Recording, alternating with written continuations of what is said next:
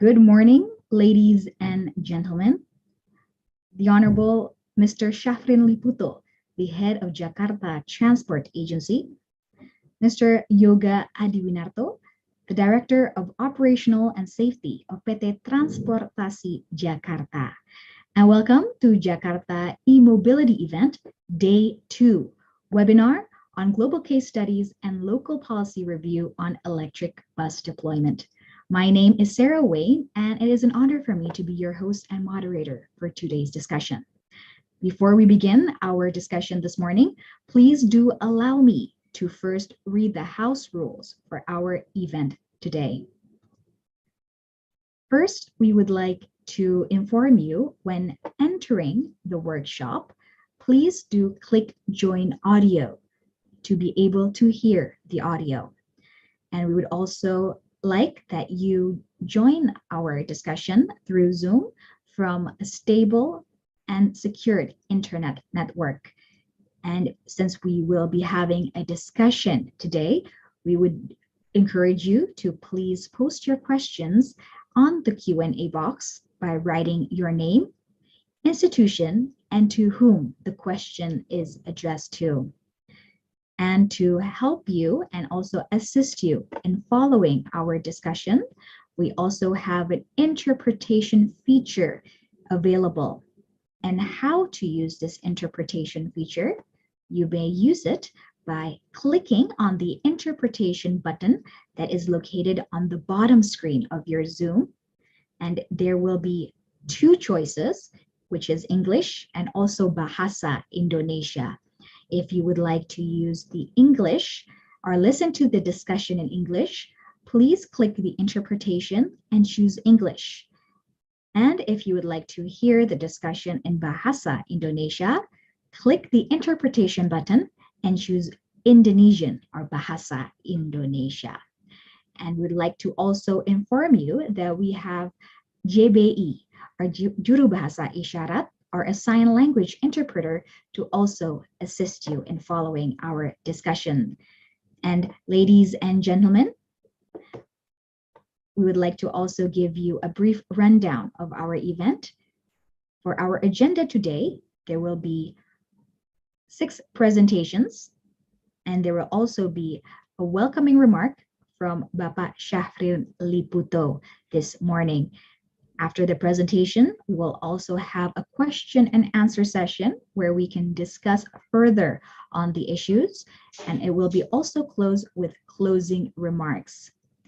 And ladies and gentlemen, we'd like to also note and also inform you and remind you to help us ensure the smooth running of our discussion and our event this morning. We would also like to tell you that the host or co-host has the right to mute the audio of the speakers who are not speaking. And we would like to also hope that you mute your audio and please keep your camera off if you are not speaking. This is to ensure that the audio of the speaker and also the interpreter remains clear at all time. And we thank you for your understanding and also cooperation in this matter. And ladies and gentlemen, we have a list of agenda and also presentations with our speakers for today. Among them, we have Bapak Shafrin Liputo with us, the head of Jakarta Transport Agency. We also have Mr. Yoga Adiwinarto, the Director of Operational and of PT Transjakarta. And also, we have Mr. Pawan Mulukutla, the Director of Electric Mobility Program under Sustainable Cities at World Resource Institute, India. And we also have Ms. Faila Sufa, the Southeast Asian Director of ITDP. And we also have Maria Fernanda Ortiz. And we also have Ms. Shanshan Lee, Mr. Sutano Pati as well. That's why we encourage you to please join in our discussion and also propose your questions in the Q&A box. So ladies and gentlemen, once again, welcome to our Jakarta e-mobility event, Day 2 webinar on global case studies and local policy review on electric bus development. We will today be discussing and also disseminate the best practices of regulatory frameworks to promote e-mobility adoption from other countries. And therefore, without further ado, ladies and gentlemen, we will begin our event this morning with welcoming remarks, which will be presented by Mr. Shafrin Liputo. Therefore, without further ado, ladies and gentlemen, please welcome onto the screen Mr. Shafrin Liputo.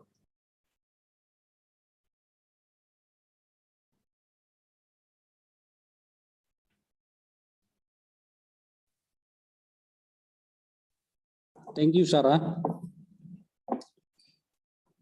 Assalamualaikum warahmatullahi wabarakatuh. Peace be upon us. Good morning, ladies and gentlemen. First and foremost, all praise to Allah Subhanahu wa Ta'ala for His blessing that we can attend this meeting today. I would like to welcome all the participants on the day 2 of Jakarta Immobility event, webinar on global case studies and local policy review on electric bus deployment.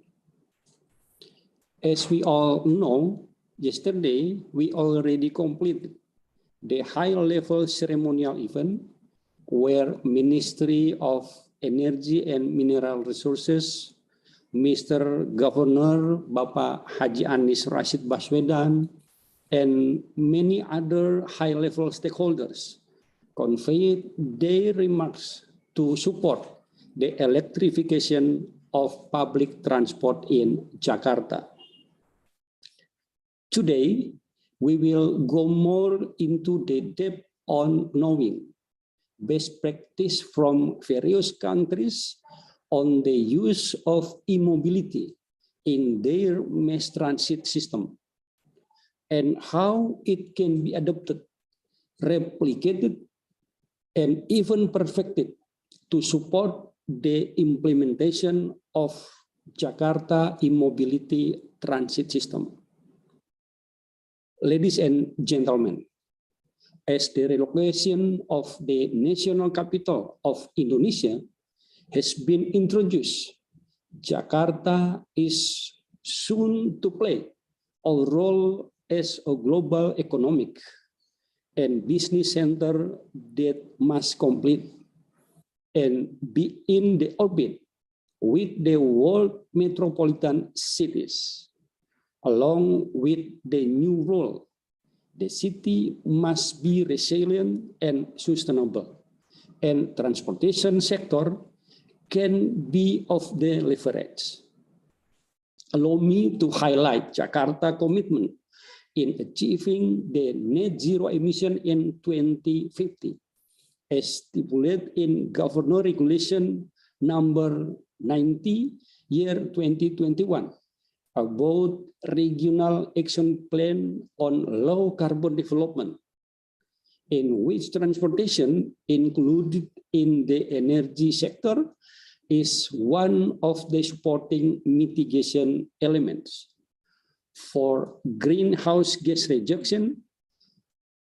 Therefore, implementation on non-motorized transport, MRT, LRT, BRT, together with electrification and or mandatory biofuel for vehicles are sustainable practice we must encourage and put into realization immediately.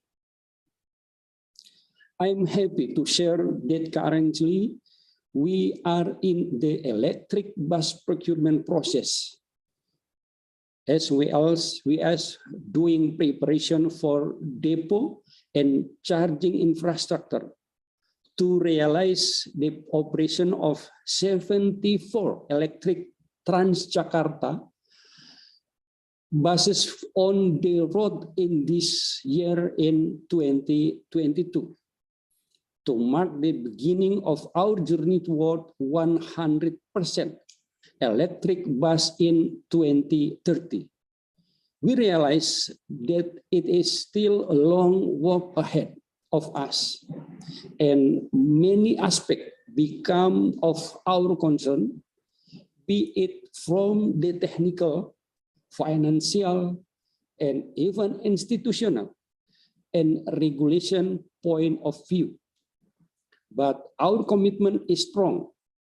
We are now in the race with the climate change and very much aware how road transport accounts for 10% of global emission. And the number can rise fast if do not act smart. Therefore, Jakarta wishes to take part on what had been declared last year in the COP26 regarding the acceleration of the transition to 100% zero emission cars, along with support for active travel and public transport. Ladies and gentlemen, last but not least, Jakarta, with the city of collaboration, is really thankful with the presence of everyone here today, from the central government, manufacturer companies, bus operators, and all the participants. My special gratitude goes to ITDP Global, Southeast and Jakarta office for supporting us in realizing the sustainable transport of Jakarta.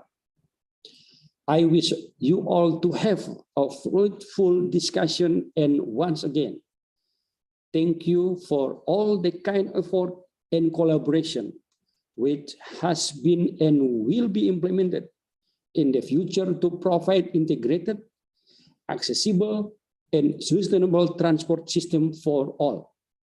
Let's be ready to ride that next wave of zero emission transport. Thank you very much. Wassalamualaikum warahmatullahi wabarakatuh. Waalaikumsalam warahmatullahi wabarakatuh. Thank you, Mr. Shafrin Liputo, for the wonderful welcoming remarks for us this morning. And ladies and gentlemen, we will move on to the next agenda. And now we would like to invite to all the speakers and also panelists to please turn on your camera, come onto the screen, or we will be having a virtual photo session. Once again, I would like to kindly invite the speakers to please come onto the screen to have a virtual photo session. To Mr. Shafrin Liputo, Mr. Yoga Adiwinarto, Ms. Faila Sufa, Maria Fernanda Ortiz, Mr. Pawan Mulukutla, Ms. Shanshan Lee, opportunity.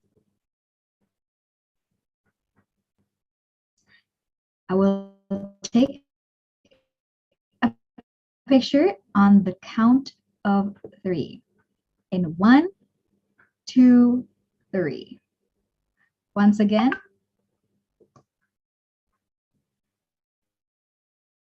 Once again, we will be taking a photo opportunity in 1, 2, 3. Thank you, ladies and gentlemen. And now we will proceed. Thank you for your time. You may now, if you wish, to turn off your camera before your turn to present, if you are more comfortable in doing so. And thank you once again to Mr. Shafrin Liputo for the welcoming remarks. And yes, we wish that we will have a fruitful discussion this morning. Therefore, ladies and gentlemen, we do encourage you to please participate in posting your questions on the Q&A box by stating your name, institution, and to whom the question is addressed to. So without further ado, ladies and gentlemen, we will start with our first presentation for today. which will be presented by Mr. Yoga Adi Winarto, the Director of Operational Safety of PT Transportasi Jakarta, who will be presenting on Transjakarta Electrification Plan. So without further ado, please welcome Mr. Yoga Adi Winarto.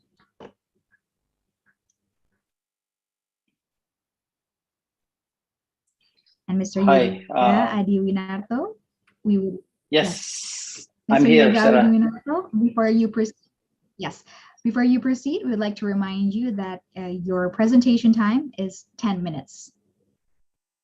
Okay, thank you. Selamat pagi, good morning, good afternoon, and also good evening for everyone who attended this event. Assalamualaikum warahmatullahi wabarakatuh. So allow me to introduce myself. My name is Yoga Adi Winarto. I'm currently the Director of Operation and Safety at PT Transjakarta. First of all, I would like to thank the organizer, Jakarta Provincial Government, ITDP, as well as the supporting organization, from the C40, CFF, TUMI, ICCT, UKPAC, CTCN, UNEP, and also KPBB, who have been supporting us in a very, very great matter in implementing Transjakarta's first electric bus, hopefully this week. I'd also like to say hello to all of the panelists, some of my good friends, Pawan, and also Sutanu, Faila, Shanshan, and also Maria, and also Pak Shafrin. Thank you so much for opening this valuable event. So I would like to share some of the material. It's probably going to be quick. Basically, the idea of this presentation is just to highlight our quick plan. What are we going to do in the next years or so?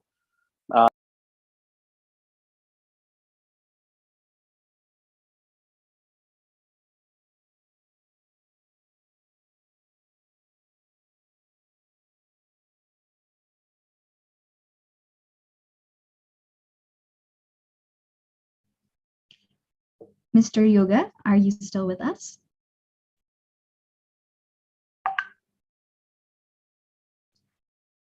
Ladies and gentlemen, it appears that we are facing some technical difficulties. We are still waiting for Mr. Yoga Adi Winarto to rejoin us once again on Zoom to continue with his presentation. But in the meantime, Hello. Yes, Mr. Yoga, are Hi. you still? Yeah. Yes, Mr. Adi Winarto, please continue. Yeah, sorry, I think I got kicked off by the No host. So let me just continue without the slide then. So yeah, first of all, I would just like to share some of the current progress of the electric mobility that we conducted. So just to inform you, as already probably been mentioned by Pak Anies, the governor of Jakarta, yesterday, this week, by the end of this week, we will start the operation of 30 buses. So this will be the first 30 buses of Transjakarta that will be in the operational, the commercial operation. It will be done in staging. So hopefully within a month or so, then we will complete the whole 30. So we will start, by having maybe, the first 2 and then 4 and then 6, buses in operation. So this will be, the non-BRT buses that will run, that we will deploy in several routes of Transjakarta. So what we call by non-BRT is that, it's more like a feeder, if you will. Why we haven't started the BRT yet? Because by the help of the the C40 and also some of the ITDP's recommendation, there are few infrastructure requirements that needs to be done before we can start the BRT operation. So, this is the first step, but this is, a baby step, but also, at the same time, it's a giant step for the city. So again, we would like to thank all of the supporting organizations that, has helped us up to this, particularly Pawan and Sutanu in the beginning, also, Faila and Shanshan that lead us also, that help us to lead the, how we should implement the first, 100 buses, hopefully this year and also next year. So Transjakarta is that also committed. We still we basically supporting the city's ambition to make the transportation, especially public transport, greener and also more sustainable. By doing electrifying the whole system. And as you know that by 2030, we hope that 100% of our fleet will be all electric. So by saying all of it, which means which consists of all the big bus, like the 18-meter articulated buses, and then 12-meter buses, the medium buses, like the 8-meter one act as a feeder. We do also have what we call the micro buses. This is really a small, micro bus with 9 to 11 seating capacity that goes into the sort of like small residential area that will help the communities, also serving the communities to access the Transjakarta. So by 2030, with ITDP's help, supporting by the CTC and also UNEP, that we want, we have created sort of like a roadmap how we get there. So the next phase that we will do after we finish with the pilot for the non-BRT, low entry feeder buses, then we will start with the BRT. Now BRT then will require a lot of kilometers. We will require what we call the on-corridor charging, because I think the non-BRT is quite straightforward, simple. A depot overnight charging will do. But then for the BRT, we probably will still need what we call the on-corridor, charging. I think maybe Pawan or Sutanu maybe can explain it a bit later on in their presentation, probably, and also Maria maybe sharing her experience as well. But yeah, so Jakarta is basically following many steps of the successful cities that's been that's implemented this. All of the benchmarking that we did, thanks also to the CFF. We during the pandemic we also managed to go virtually to the many cities. We went to Shenzhen, we went to Auckland, Madrid, as well as I think one city also in the US. I forget what the name of the city is, but these are really helpful for us to shaping up the strategy. So yeah, with in this event, I'd like to take again this opportunity to express that the commitment of Transjakarta is to support the city's plan to make the city less polluting, and then more livable, so that the clean air, or called the blue sky mission can be achieved. And we would like to also thank all the bus operators, our partners, the transport agencies that help us supporting this mission, and hopefully within the next year or two, and also with what Mr. Governor said yesterday, that by 2025 we achieve to we hope to achieve the first milestone to have 50% of our fleet to be electric, and then hopefully in 2030 all of the more than 10,000 Transjakarta fleet will all be electric in less than 8 years.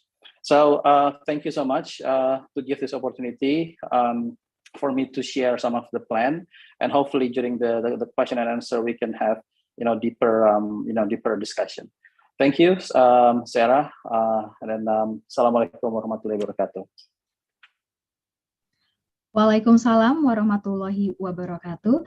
Thank you, Mr. Yoga Adi Winarto, for your presentation. And yes, we can continue at during our discussion session, or the question and answer session.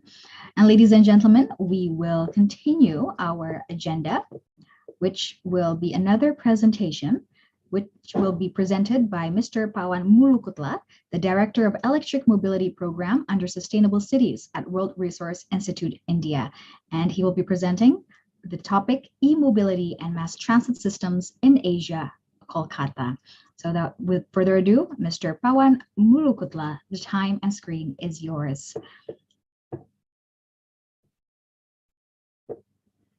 Yes, Mr. Mulukutla, are you with us? Yeah, I'm here. Good morning. Yes, good morning. Mr. Mulukutla, would like to remind you that your presentation time is 10 minutes. Sure. Thank you so much, and good morning, everyone. Congratulations to Park Yoga for the successful launch of the operations that will be starting next week, and also to the ITDP team for inviting to share some experience. So over the next 9 or 10 minutes, I'll be sharing what's been happening in India, actually, in different cities. Also, I wanted to let you know that we have launched the world's largest e-bus tender, about more than 5,400 buses, where the demand is being aggregated across multiple cities. Right now in this phase, 5 cities are participating, wherein they have scaling up their electrification journey. So that's a very, very good sign that's happening in India, taking it to a next level of demand aggregation. And now in this presentation, I'll quickly share what's been happening with the e-bus journey in a couple of Indian cities. Next slide, please. So the policy interventions for e-mobility, it's been not a journey overnight, as you can clearly see, almost into a decade, that this has been the journey where the national government launched its policy mission, followed by several states to really ensure that the e-mobility adoption gets accelerated. And many of the state policies and the central policy focuses on the electric buses. Next, please. E-bus in India, why it's important? Because 75% of public transport in India is bus-based. We started our trials in Bangalore almost 8 years back in 2014. And after that, we have seen 2 schemes, which the latest one being FAME2, which is almost over $1 billion to really deploy more than 5,000 buses. And the first city to induct was Pune in 2019. Next. We can skip this. These are the details of both the schemes. Next. And then this slide shows the allocations under the schemes in FAME1, how different cities, they looked at 9-meter AC, non-AC, and then 12-meter. And these were almost 40 buses per city that were allocated to deploy the LE buses. Next, please. Next slide, yeah. And this is the allocation under the FAME2 with different manufacturers. There are almost now 6 manufacturers in India, and been deploying both 9-meter and 12-meter. Dominantly, it has been 9-meter buses that have been deployed. Next. Currently, more than 1,000 buses are operational in India, and the map shows where these buses are operational. And we are hoping to see another 3,000 to 4,000 buses over next 18 months. These 1,000 buses have been deployed across more than 15 cities in India. And therefore, next slide. Therefore, you can see that a lot of learning keeps coming. And this is a market analysis showing distribution by different OEMs. Tata Motors has been supplying to more than 5 out of the 9 states, and has been the largest deployer of electric buses, followed by Electra. Next, please. We can skip this slide. Next one. Yeah, let's move to the cities. So I'll be talking about Pune, Mumbai, Hyderabad, on Chile also, but more on Kolkata, just Chile for comparison. Next. We can keep moving the slides a little faster. Yeah, so Pune was the first city to deploy. It deployed 150 electric buses under FAME2. And the table gives the split of 12-meter buses were 125 buses and 9-meter were 25 buses. The biggest learning from this city has been that they really adopted long-range buses to really get an understanding of electric buses. So their battery sizes are these bigger batteries, which are more than 300 kilowatt hour batteries. And as you can see clearly, 225-kilometer range. And this actually set the understanding in the Indian context. And they're also in the process of procuring 350 additional electric buses. So in the next few, over a year, they'll have more than 500 to 600 electric buses that would be deployed. They also tried with understanding the fast charging operation, and they deployed one fast charger to really understand. Lokotla, can you please, we have a proposed request to please speak slower to help the interpreters interpret your presentation. Sure. So thank you very much. Thank you. So 19 routes, these buses were deployed on 19 routes, and these are long-range buses with 225 kilometers daily utilization. Next, please. And this shows the images of the battery packs being at the bottom of the buses, and the charger is the BYD charger supported from Electra, and the electricity connection has been provided by the state DISCOM in case. And that has been the case in all the Indian cities where the electric supply is being provided by the local utility company. Next, please.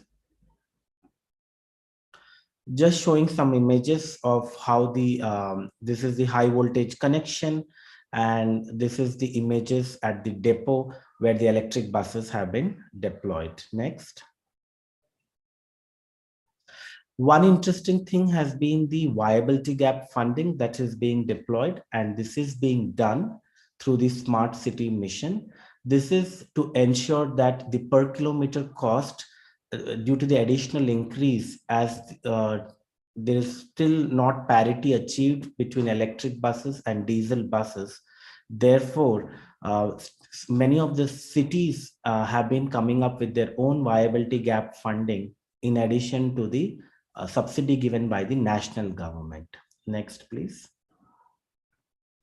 And some of the impact has been very high reliability of electric bus operations, low maintenance costs. It is almost between Indian rupiah 8 to 10 rupees per kilometer.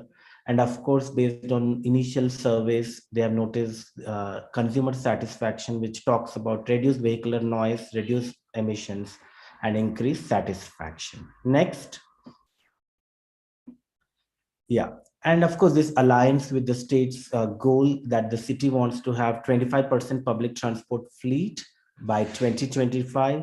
They're also encouraging upskilling and training initiatives, and they've also set a target to become a manufacturing hub. Next, please. And as always, unlike similarly to Jakarta, many local agencies are involved both at state and national level in ensuring that this becomes a very successful mission. So one big message, it's a very, very collaborative effort for accelerating the adoption of electric buses. Next. Mumbai is in the scaling up process, and they've already deployed more than 386 buses.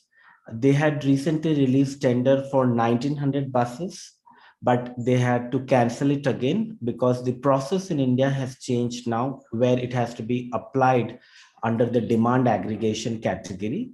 The buses are from Electra and Tata Motors, and the battery sizes packs are 200 kilowatt hour and 124 kilowatt hour. It's been deployed in South Mumbai, which is actually envisioning to be a emission-free, zero emission zone. So that's one interesting change that is coming up because of deployment of electric buses. And the daily utilization is more than 200 kilometers, and it's been deployed over in 18 routes. Next, please. Hyderabad Another interesting case, 40 buses. These have been deployed on airport routes, and the daily kilometers are almost more than 280 kilometers. So they use fast chargers to ensure that the daily utilization kilometers are being met. It's been deployed only on single route, and buses have been deployed at one depot. So this was also a learning. If we want to really go ahead with deploying little longer range, then how do you really look at your operations? But this becomes a very specific use case only to airports. And most of the Indian cities, big cities, have airports on their outskirts, wherein the daily utilization kilometers can be anywhere between 250 to 350 kilometers. Hence, this becomes a very interesting case study as well. Next slide. And Kolkata, my last case study, it's a big metropolitan with 14 million population. Next slide. And this is the details in terms of the mode share. Bus is highest mode share of 64%. There are more than 11,000 buses, and it has different kinds of modes: trams, metro, railway stations. Next. Because of the high level of particulate matter and NOx, it required to move towards electrification. There is huge emissions, and buses comprise almost 33% of PM emissions. Next. And 80 buses were funded, and there was also ESMAP grant of $250,000 supported by World Bank for deployment of electric buses. Next. The policy was launched in 2020, and they are targeting 100% electrification shift by 2030 and 100,000 public and semi-public charging stations by 2040. Next. These are the buses in Kolkata. Next. So 80 buses have been deployed, and it's been distributed across 10 depots, and there have been 7 DC chargers and then slow chargers. 5% of the fleet in the city has been electrified, and again, been deployed over 12 routes with route lengths of 20 kilometers each. Next. And it's a combination of 9-meter and 12-meter buses, and they have used little smaller size of battery sizes. This was almost 4 or 5 years back, the tender adoption, and therefore you see back then the models available were a little smaller battery sizes, and they've gone with 125 kilowatt hour and 188 kilowatt hour battery sizes. And it was actually not a gross cost contract model, but it was an outright purchase model that Kolkata adopted. Next. Sir Mokatla, your time remaining is 1 minute. Sure, I'll wrap up next few seconds. And it's a CAPEX model. The manufacturing is Tata Motors, and the DC chargers are from TELUS Power. Next slide, please. Again, similar to Pune, extremely high reliable operations, low operating costs, reduced emissions. Next. The key challenges have been in this. One is the formulation of fair and balanced tender documents, because I think a huge challenge around route selections, depot selections, and dead kilometers. I think this is one of the biggest challenges all agencies are facing. And in this model, given that the assets are being owned by the operator, so the authority is the beneficial owner of assets, and the contract was little simpler. But now we are seeing that all the contracts are on lease models, and that is being mandated by the national government. So there has been a little bit challenges in terms of the duration of the contract period, the bank guarantees, and these have been having bearing on the per kilometer cost. Next, please. We can go to the last slides. This I have discussed, the bank guarantees, the determining the residual value of buses has been a very big challenge in the contract agreements. And OEMs have not been very interested in operating the buses because they are more interested in supplying the buses. Yeah, next. We can go to the last slide. So the key learnings, this is my last slide, that national scheme has been extremely helpful in procurement of electric buses throughout India. And this combined with support from state governments and cities has been driving the electric bus initiative. Right now, where we are, as I mentioned, we are aggregating the demand at the entire country level, not at a city or a state, but for all the cities. 9 cities have been focused, which are the 9 metropolitan cities in India. And right now, with support from the TUMI e-bus grant, there is a long-term vision to support the acceleration and the adoption of electric buses, where we are supporting cities to really establish their business plans, establish their targets, and see what kind of technical support and financial models would be needed to adopt the acceleration of electric buses. That's where we are, and hoping to see more than additional 3,000 to 5,000 buses over the next couple of months, over the next 12 to 18 months. Thank you very much. And thank you very much, Mr. Mukutla, for your presentation.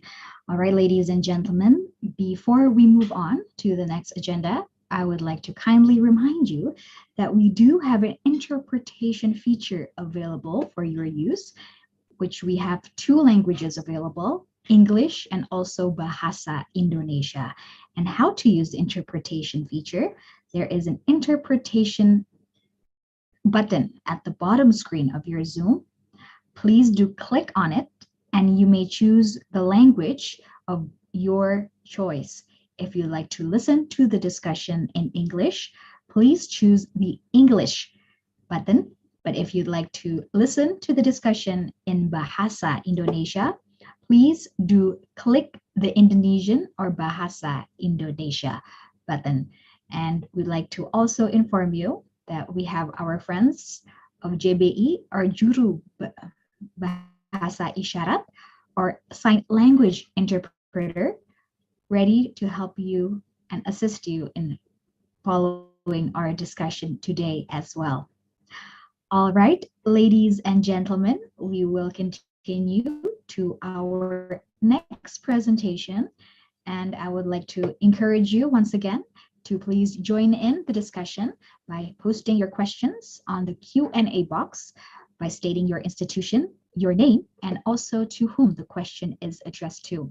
For after this presentation, we will be having a question and answer session, and we can discuss further on the issues or topics presented. So without further ado, ladies and gentlemen, we will continue with the presentation from Ms. Faila Sufa, the Southeast Asia Director of Institute of Transport and Development Policy, who will be presenting the topic Global and Market Trends in E-Mobility. So without further ado, please welcome Ms. Faila Sufa. Thank you, Sarah. Good morning. Thank you, Ms. Sufa. Yes, Ms. Sufa, your time is 15 minutes. Thank you. Good morning, good afternoon, good evening, everyone. I'm Faila Sufa. Today, I would like to have a presentation about global and market trends in e-mobility. As today's also mentioned by Pak Safrin, that road transportations have a bigger part of emissions. So it's accountable for the globally for more than 3/4 of CO2 emission from transportation sector in 2020. And on this graph here, we can see that light duty vehicles and also high duty vehicles accounted the biggest emitter of CO2 emissions. And then if we are still continuing to do the business as usual scenario, we thought policy interventions, it will increase annual well-to-wheel CO2 equivalent emission for all transportation mode by 9,000 megatons per year. Next. And GHG emission scenarios for the futures. So ITDP and UC Davis have demonstrated annual wheel-to-well emissions from urban passenger transport relative to 2015 for various scenario. First scenario is business as usual, and then high electrifications, and then high safe and safe electrification combined. And then among the four scenarios that can be seen in this graph, only a combination of electrification and also safe will achieve greenhouse gas emission reduction consistent with the sustainable development scenario, which limiting the global warming less than 2 degrees Celsius to 1.5 degrees Celsius. And then for urban passenger transport GHG emission projections, in business as usual scenario, on the left, most of GHG emission per annum in 2030 and 2050 will come from fuel or electricity related emissions. It's presented with the green bar. And then on the bar on the right, with safe electrification combined scenario in 2050, the majority of emission will come from vehicle manufacturing or disposals, which is here we can see with the blue bar. Next, please. And then, of course, that vehicle emission will lead to the really bad air qualities. And then the bad air quality will also lead to hundreds of thousands of deaths. Data from ICCT mentioned that between 2010 and 2015, the number of worldwide deaths related to fine particle and ozone pollution from transportation increased from 361,000 to 385,000. So 2% of the death, which is come from, it's happened in Indonesia, unfortunately. Next.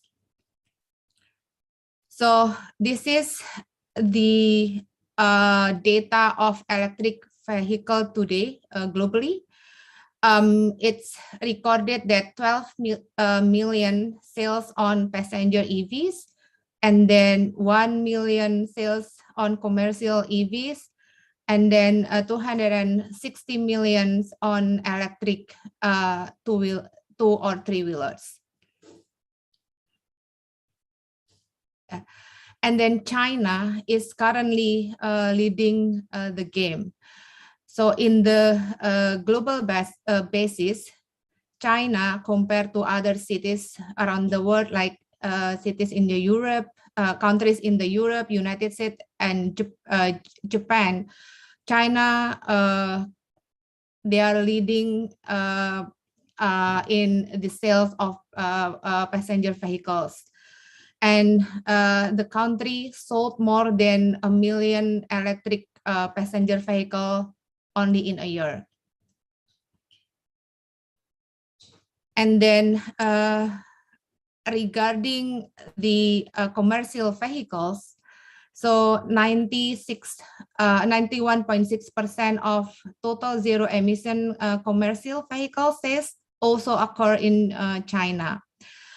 The country has accounted for almost 98% zero emission buses worldwide since 2010.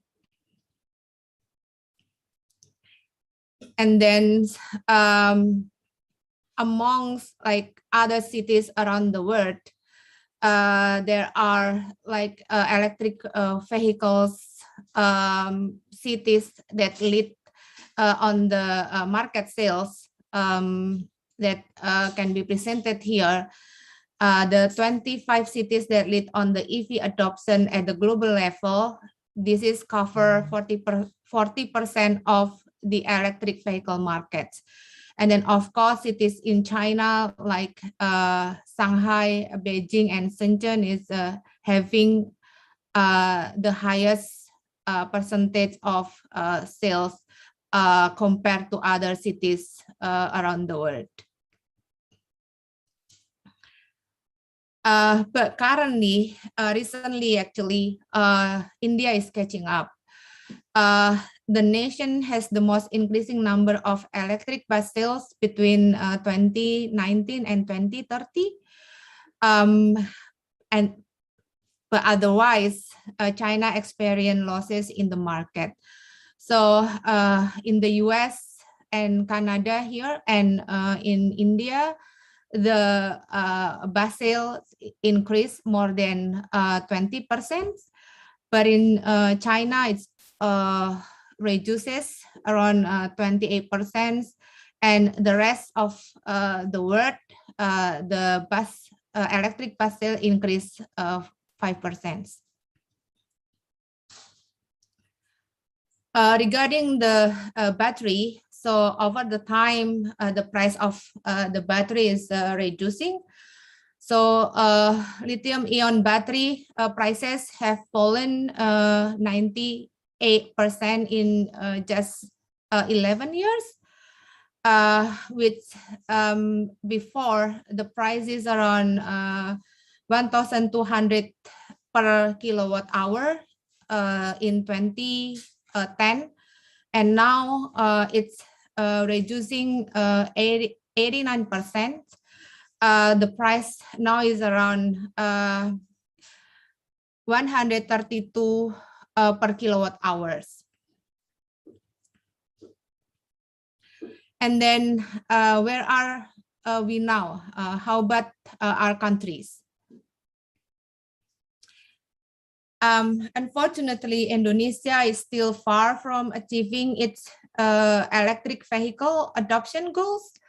So this is the data that we get until September 2021. So the sales for electric four-wheelers is this is only 150 units. It's compared to the target is really low. And then electric two-wheelers, even though it's high, but compared to the target, it's also really, really low. It's around 5.5 thousands. And then for electric three-wheelers, it's only 29 units.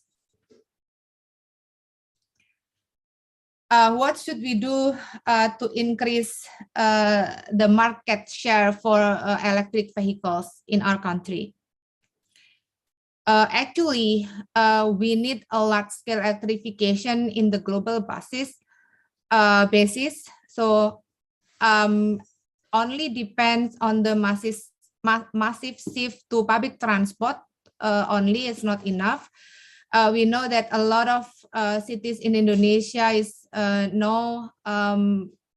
so they are competing to implement mass transit systems. It started from Jakarta, and then hopefully will be followed by other cities in Indonesia.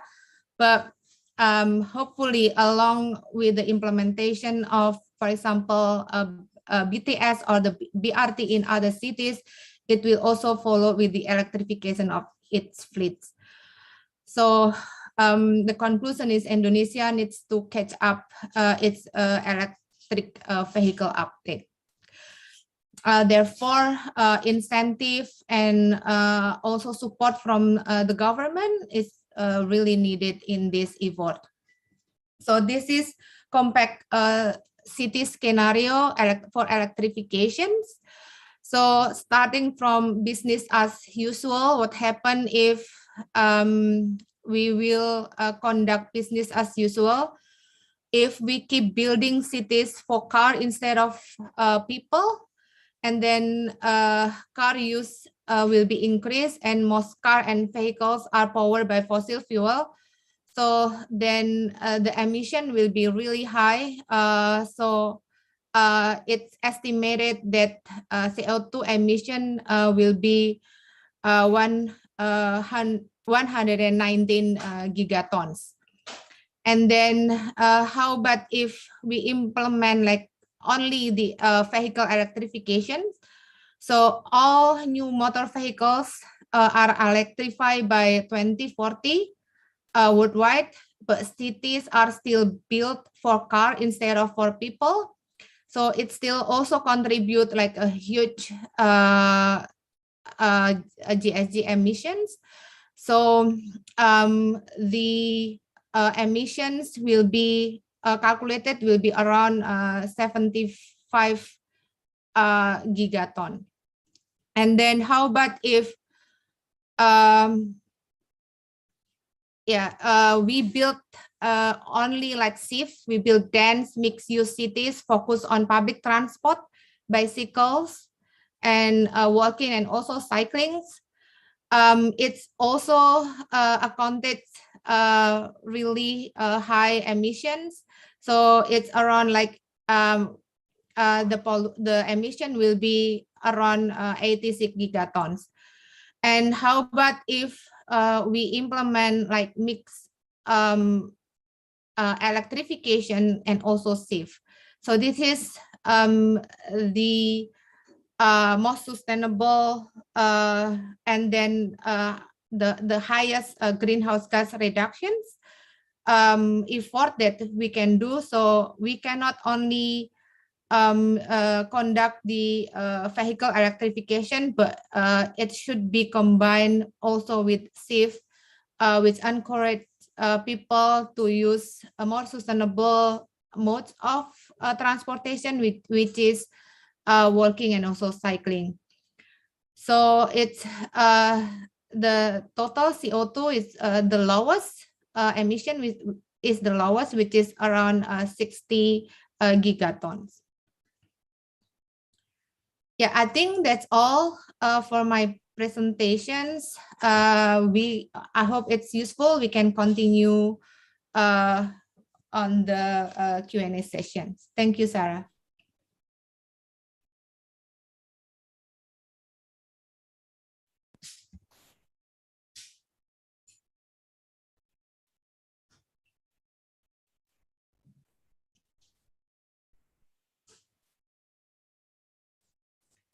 Over to you, Sarah.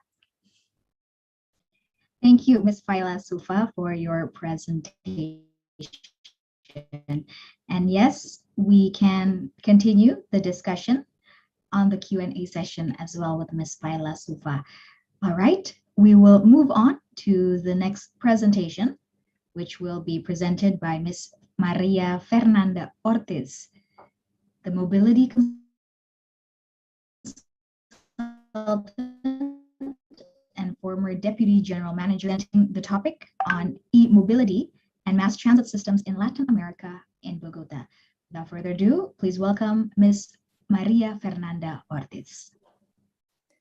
Thank you very much, Sarah, and thank you for the invitation to this panel that is very interesting for me, and I hope that this presentation will be interesting for you. Yes. Thank you, Ms. Ortiz, and your time is 15 minutes. Thank you.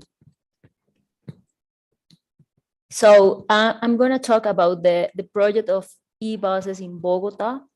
How was the planning and procurement process, and all the learnings and lessons that we have in the case of Bogota, and which are the results today, because this is a source of pride for us, because it's a project that we dream of, and today is a reality in the city.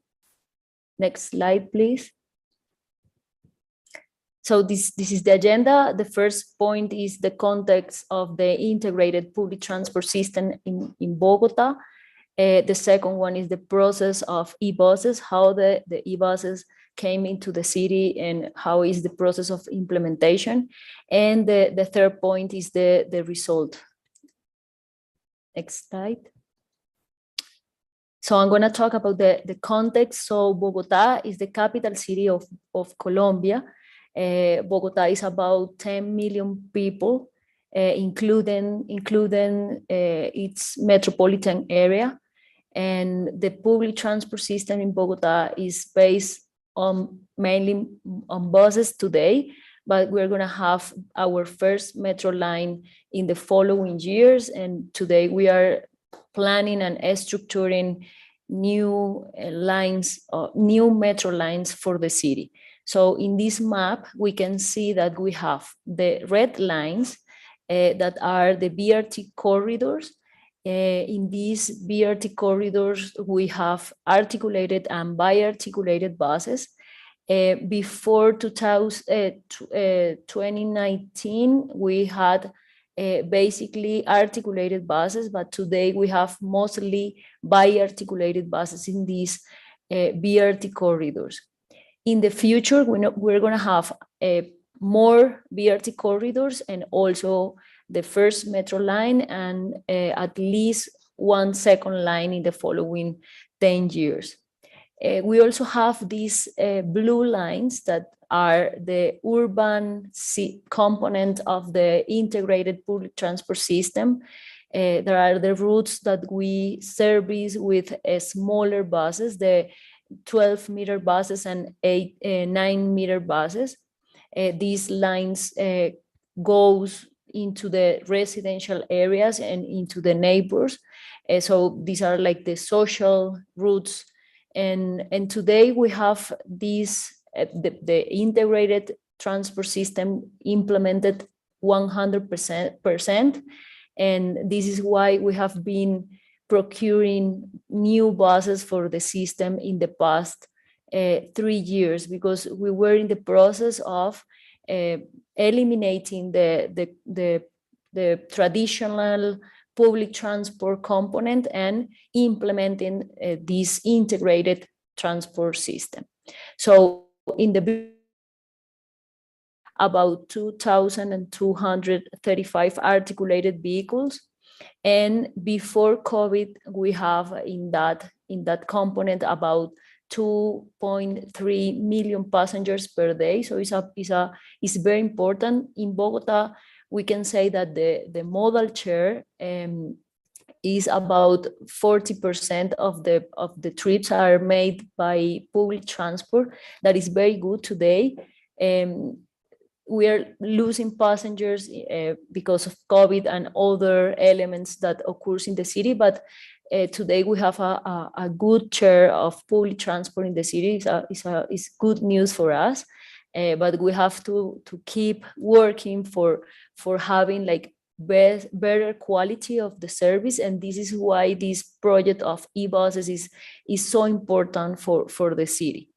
In this BRT component, we have 152 stations and 12 corridors, as I mentioned, and about 114 kilometers of exclusive lanes. In the urban component, as I mentioned, that we have there smaller vehicles. We have about 6,000 vehicles, but we are going to have in the following 2 years 1,000 buses in addition to these 6,000. In that component, we move around 1.4 million passengers per day, and we have about 7,500 bus stops in that component and about 2,500 kilometers of coverage. So this urban component is so important because it's the feeder to the BRT component, to the massive public transport component, and also is the one that goes into all the residential areas and into the periphery of the city, and these are like the social routes for the city. Next slide, please. So how was the process of e-buses? This process, as our Indian partner said, is a long process that started in, next slide please, in 2013. And that's the process is long because the components of an e-bus project are more complex than the traditional system that we used to implement in this bus transport system. So if we see this kind of project are compound of the fleet that is very important, and in the fleet we have to consider that the costs are higher, but also the performances is better. We have to consider that the fleet needs the batteries, and the batteries are other chapter that we have to be very careful of, because we need the autonomy of the fleet depends on the battery. So that element is crucial for the operation of the service. And the replacement of the battery in 7 or 8 years, as we predict that it's gonna be, is a part of the process that we have to be sure that it's gonna happen in a good way. We also have the infrastructure. So in the traditional technologies, we used to have buses parking on the streets, or maybe without the quality of the infrastructure that the system need. But in the case of e-buses, we need the infrastructure to run the buses, because we need this recharging scheme and recharging infrastructure that is crucial for the operation.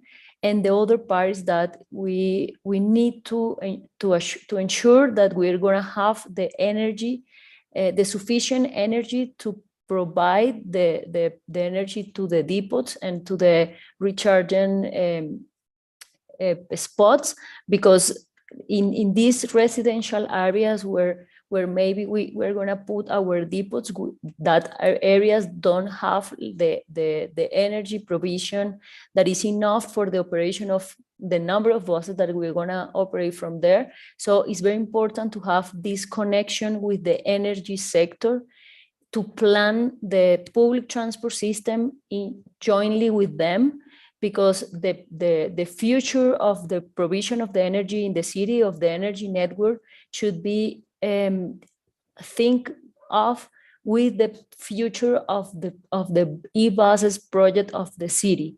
So this conjunction of the two sectors is very important, and is a new thing that we have to deal with in these e-buses projects. The funding and financing is very important, because, as I said, the CapEx is higher, but also we have this OpEx that is lower in comparison with other technologies. But we need to ensure that we're gonna have the money to buy the buses, but also to operate the buses in time. This sustainability is very important, and the subsidies related to these systems are very important. Maybe in your continent is not like a big deal, but for example, in Latin America is weird that the public transport system receive subsidies. So this part is very important. The other part is the operational design and the monitoring, to have like the better result of the operation, and to have the autonomy and the other efficiency indicators that we need for our operation. And also, as we are facing a new technology, it's very important to monitor the operation and to have these indicators updated in time. The other part is the insurance and the warranties, because again, this is a new technology for almost all countries that are dealing with these kind of projects. So it is important to explain to the insurance companies what are the key elements and the particularities that this technology has, to have the insurance that we need at the end when we need to put this into operation. And the other part that is very important in this process is the participation of private companies. So for some countries where there are not maybe manufacturers or providers of buses, and also operators, international operators, and so on, it is important to have these permanently conversations with the private companies that you need to put this into operation. Next slide, please. So in the case of Bogota, this process starts in 2013, when we run the first pilot project with a standard buses, the 12-meter buses, the 12-meter bus, sorry. And this was very important for the city because we can monitor the operation and have real numbers in the context of our altitude, our weather, and other technical aspects that can affect the autonomy of the fleet. And also, since that point, we have this big provider of e-buses that were like knowing the context of the city and participating in different conversations related to this topic.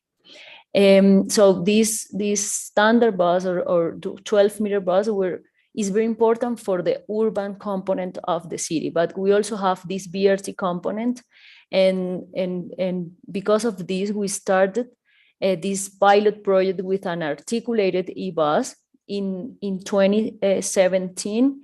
And in articulated buses is even more important to have these pilot projects because we cannot find like the same number of cases using articulated electric buses in the world than, for example, the 12-meter bus that is very common and is very used in different parts of the world. So these articulated e-buses are very special, we can say. And it is important to try this typology of vehicle in the city. We then have in 2018 our big BRT tender process, because the BRT component started in 2000, and in 2018 we had to change the fleet, to renovate the fleet. But we don't have their electric buses in the tender process because I think that the market wasn't ready for this big BRT tender process. And the result is that the renovation of the fleet of the BRT was in gas and diesel, Euro 5 standard or Euro 6 standard, and it was like a big update of the fleet, but we didn't get to the electric buses in that point. But in that moment, we changed the business model of Transmilenio. That was very important because we were facing a big financial crisis of the public transport systems in the country. So we needed to change the business model to make these projects bankable and to like get again some stakeholders participating into this process. In addition, at a national level, we have this national development plan that is a law that habilitates the national government investment on e-buses around the 70% of capex. That it was very good news for the cities, but we don't have this implemented yet. So, for example, Bogota procure all the fleet with local resources. That is a big difference in comparison with you, because we don't have here, for the buses projects, we don't have the support from the national government in terms of the investment on the fleet. Then we have other milestones in the story of Bogota that makes this happen. So in 2019, we realized that we need more than 3,000 buses to renovate the one part of the system and to replace the old system. So we decided to include, to secure at least 500 e-buses in the system, because we thought that we were ready to get this size of fleet in electric vehicles for the city. But the process was very difficult because for different reasons, the market wasn't ready, the companies wasn't ready. Well, they didn't have the enough financial muscle to participate into the tender processes, and other aspects. For example, the same thing that happened in India. So the operators weren't interested in the operation of the buses, but only in the supply of the fleet. But we need to secure the two parts, because it's very risky to have the fleet but don't have the companies to operate that fleet. So it was like a very difficult process and long process, but at the end we have in 2 years we get like the number of buses that we prefer. One thing to mention here that is very important is that at the beginning, the decision of having this minimum of e-buses in the city was from the government, but then we opened the tender processes to all technologies, but the private companies prefer to present electric vehicles in the proposals than other technologies, and this was like a big evolution of the market in 2 years in Bogota, because we open our doors since the public sector. We opened the doors, and I think that all the stakeholders learn about the processes, and today all the private companies prefer the electric buses than other technologies. That is a very good result. Next slide, please. So what were like the key elements to have this success for Bogota? First, I think that the political will of upgrading public transport system to lower emissions fleet. This decision, considering costs, because the costs are higher if we compare these vehicles with the traditional technologies and the oldest technologies. But we prefer this technology because the quality is better, and also the social benefits that are the most important thing here. The second part is we try to design bankable business models. So the change of business models in Bogota were a key element to have the stakeholders that we need. The economical support from local central sector. Here we are just talking about the local like public sector in Bogota. We had these financial guarantees and also payment methods that secure the payment for the financial entities. That is very important. An adequate distribution of risks. So, for example, we try to reduce the commercial risk that in the past was assigned to the private, and after COVID, this is more important because during COVID the commercial risk was materialized. So this is very important for having a successful project. Term of the contract. So the design of the contracts were a process that was very like creative, and also trying to have all the objective from the public sector view, and translating like to the private sector all the activities that we think that they do better. So this is very important. And this is very related with the permanent conversation with private sector, financial entities, understanding all the points of view, and also all the things that they need to participate into the process. And key partners from the energy sector, that is very important because, as I said, this is a join between two big sectors. That is a new thing from these transport projects. Next slide, please. So, which is the result? Next slide. Bogota award more than almost 1,500 e-buses for Transmilenio in the last 3 years. Today, there are 655 operating. This is a very good news for the city.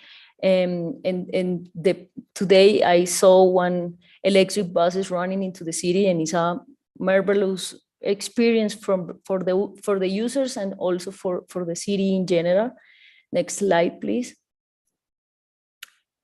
Some technical aspects to mention. These are battery electric vehicles.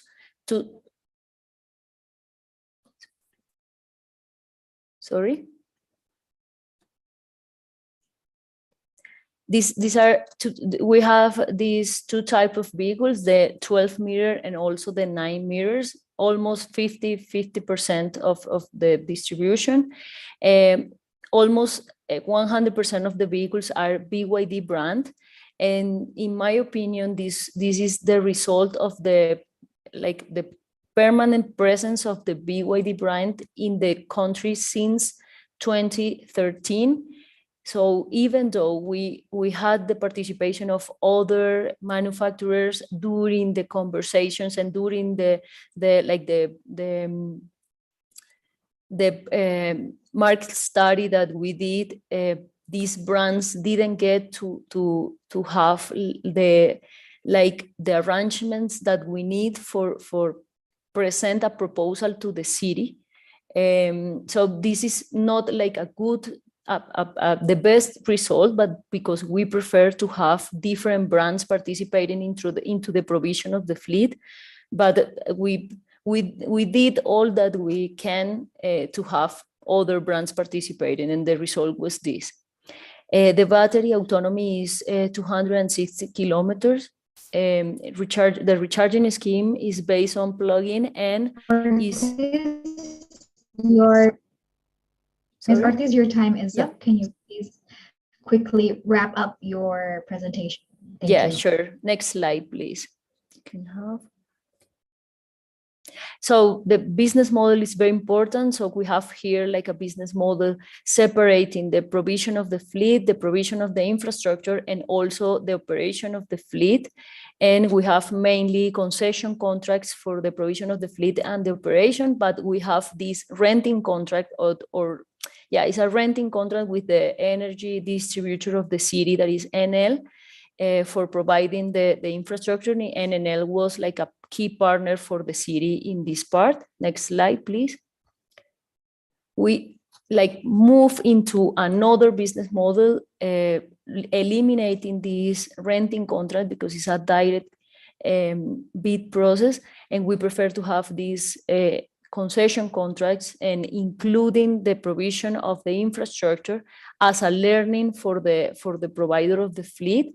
And this business model is crucial for the successful of this, because we have two stakeholders specialized in the activities, like the basic activities that we need, that is the financing of the fleet and the provision of the fleet for one side, and on another hand, we have the operation of the fleet. And we think that different kind of companies do these two big activities. Next slide. And the same results that in India, better perception of quality, new actors participating in the provision of this, better infrastructure for the system, more organized and qualified companies, and of course, lower impacts of the public transport system. Next slide. And that's it. Thank you very much.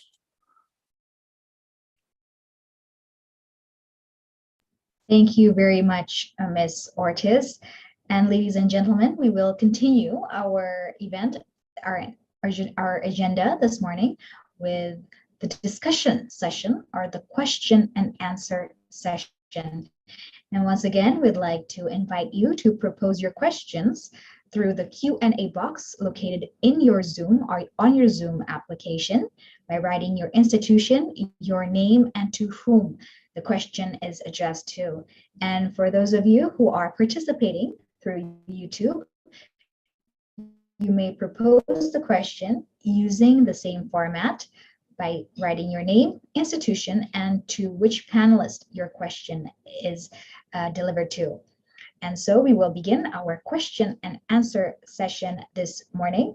First, we already have a question that will be proposed to our panelists. Therefore, to all the speakers, I would like to kindly invite you to reappear again on screen to help us answer the question from the participants, which we already have right now. So the first question, let me see right here, are all our panelists ready to answer the question from the participants? I can see here, yes, hopefully everyone is on screen and ready. I will start with the first question, and this is from Mr. David. And the question is addressed to Mr. Pawan Mulukutla. Mr. Mulukutla, are you with us? Yeah, I'm here. Thank you. Okay. Mr. Mulukutla, it appears that we can't see you. Can you turn on your camera? Yes. Okay. Mr. Mulukutla, the question is proposed to you, and the question is, are all electrical buses in Kolkata designed to accommodate handicap or disability a person, especially for those using the wheelchair? So I'll answer it for Pan India also. So some models are actually special needs friendly, while others are not. And this is being made a mandatory feature going forward in all the electric buses. So that is something we have been deliberating. And there has been a consensus that all the buses must be special needs friendly. And some of the manufacturers don't have that feature. Some of the manufacturers do have that feature.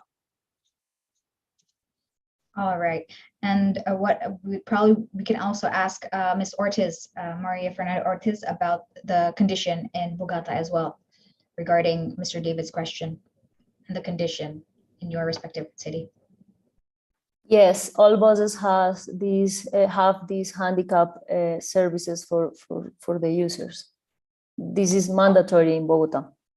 That is mandatory in Bogota. Okay, great, thank you. And noted, and hopefully that can answer your question, Mr. David. Next, we would like to also ask and propose a question to Ms. Sufa, Ms. Faila Sufa. Yes, Ms. Sufa, the question is, we would like to know exactly what is the key factor to foster the electric vehicle adoption in Indonesia, since the uptake we see here is very low to date.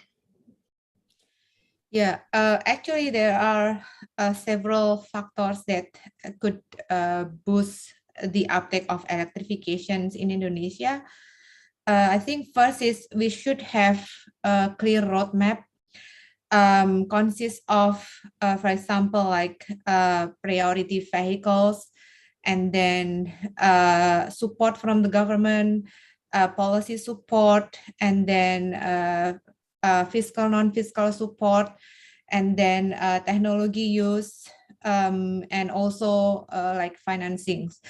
Maybe we've learned from Pawan and also from Maria. In other countries, India, they have like FAME 1 and FAME 2, and also in China, there are like a huge subsidy on for the bus manufacturer, and also for the fleet purchase as well. And then besides having a clear roadmap, I think, yeah, as I mentioned earlier, support from the government, whether it's fiscal support and also non-fiscal support, is really needed. And of course, like innovative business model, like Maria also explained it with us earlier. We can implement innovative business model on the procurement of electric buses or other modes. That's one of the example. And then, of course, the electrifications of public transport fleet, such as buses and also electric two-wheelers in Indonesia, because most share of electric two-wheeler is really huge here. That could form the ecosystem of electrifications for the whole. modes. All right. Thank you, Ms. Sufa. Next question is directed to Ms. Ortiz and also Mr. Mulukutla. Probably we can start with Ms. Maria Fernanda Ortiz first. The question is, Indonesia is also known for having a lot of microbuses, and for those participating in Indonesia, we know them as angkot. We'd like to know, does India and Kolkata and also Bogota have experiences in operating electric minibuses? No, we have not. We have 9-meter buses, and in these 655 buses that are operating today, we have like the 50% of the vehicles are 9-meter buses, but we don't have microbuses here. All right. Okay, then. What about in Kolkata or in India, Mr. Mulkadla? In India also, we don't have, it's been only 9-meter and 12-meter, but there are some plans of, bringing smaller buses. But predominantly right now, the focus is only on these two categories. What about your views on the application or the adoption for minibuses in cities, probably, for example, in Indonesia? Probably from Ms. Sufa. Sorry, I missed the questions. Could you repeat it again? Yes. Since India and Kolkata and also Bogota does not have any experiences in adopting electric minibuses, what about your views in adopting or adapting the electricity for minibuses or angkots in Indonesia from your perspective, from the Indonesian perspective? Yeah, since like mini buses or angkot has been used in several cities in Indonesia, including Jakarta. I think before we electrify the mini buses, the most important thing is to reform the business model and the operation of mini buses itself. For example, like in Jakarta, we have a program called Jaklingko, which is all of public transport route will be operate under Transjakarta. So then electrifications of mini buses would be easier. This is because to have electric fleets or public transport fleets, we need to have like a depot for overnight charging. Electric bus, mini buses outside Indonesia city usually operate like individually, and then they don't have proper depot and they don't have proper schedule, so it would be difficult to be electrified. But if the operators, they can provide like depot or the charging facilities is already what is it called, provided in a certain area, I think it's also possible to have angkot or mini buses electrified.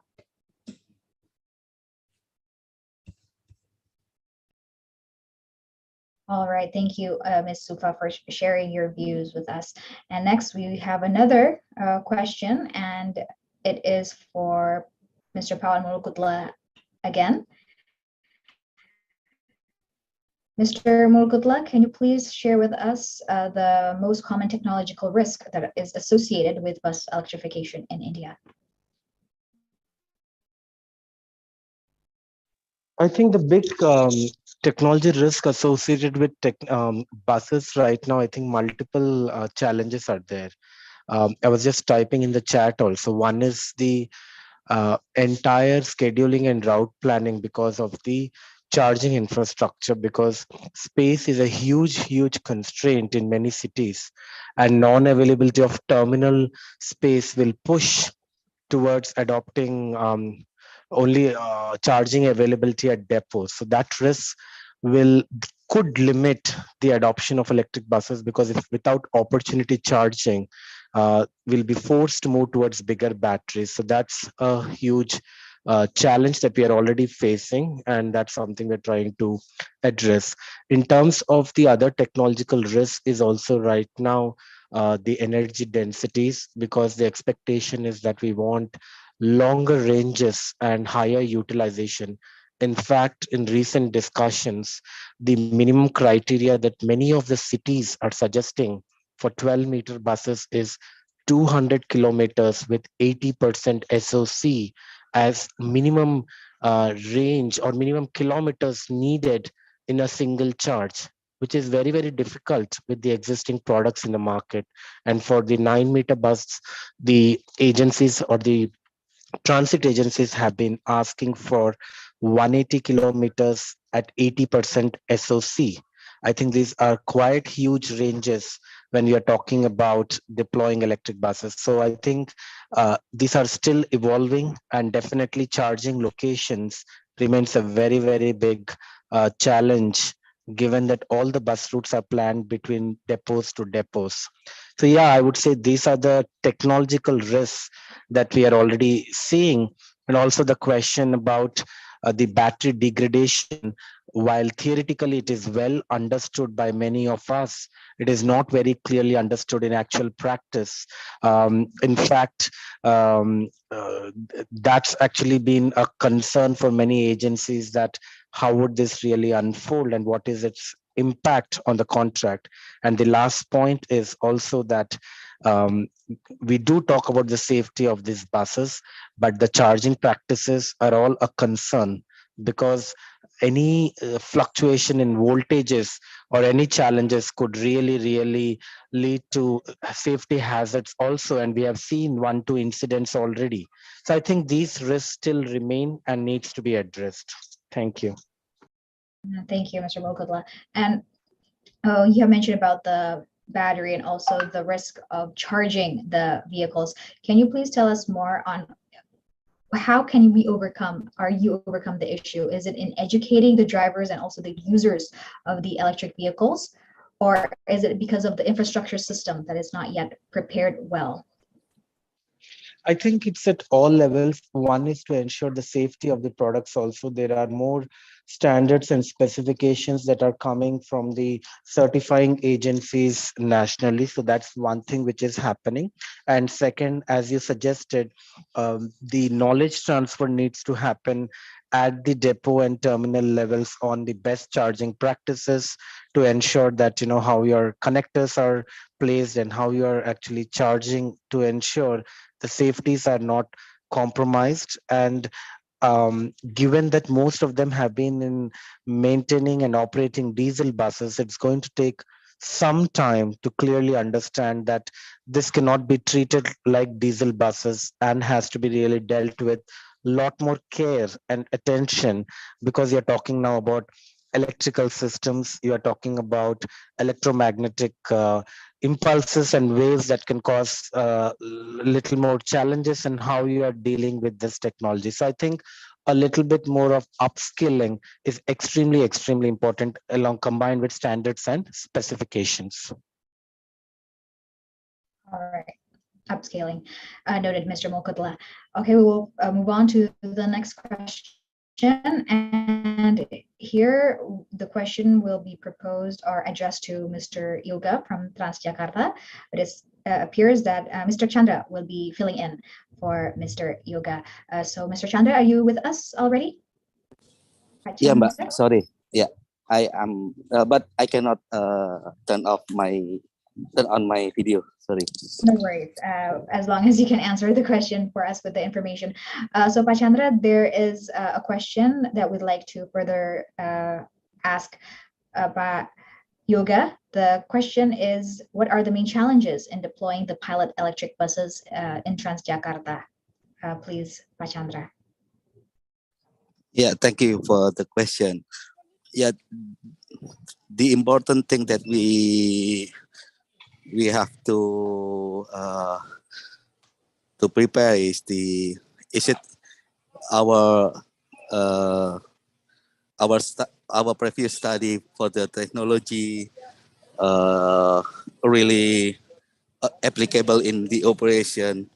This is that's why we are having the pilot project now, because we have to really know the actual operation is really suitable with the standard of operation of Transjakarta.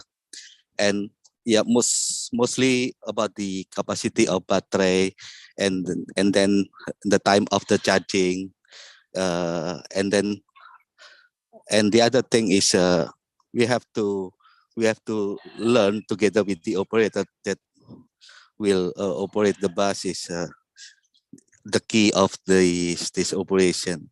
So the knowledge is should be delivered also to the operator to provide the good operation. I think this is the important thing that now we are preparing. Thank the you. sharing of knowledge and also educating users and operators. Because Thank you. we all know that this electric bus is new technology that we have to understanding many things. Yes, it's a new technology to be adapted. Therefore, we need some time to be able to get a grip and also master the ropes of it.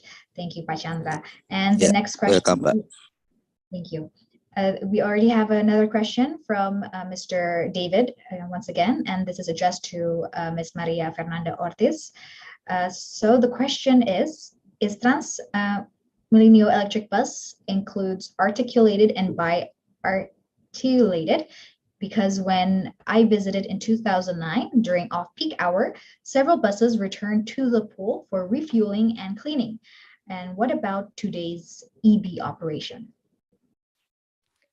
No, today we don't have articulated buses or bi-articulated buses in electric technology. And the reason is because I think that the market wasn't ready for offering the conditions, the technical, like minimum conditions that Transmilenio needs in 2019 when we need to renovate the fleet of articulated buses. And today we have in a trial the bi-articulated electric bus.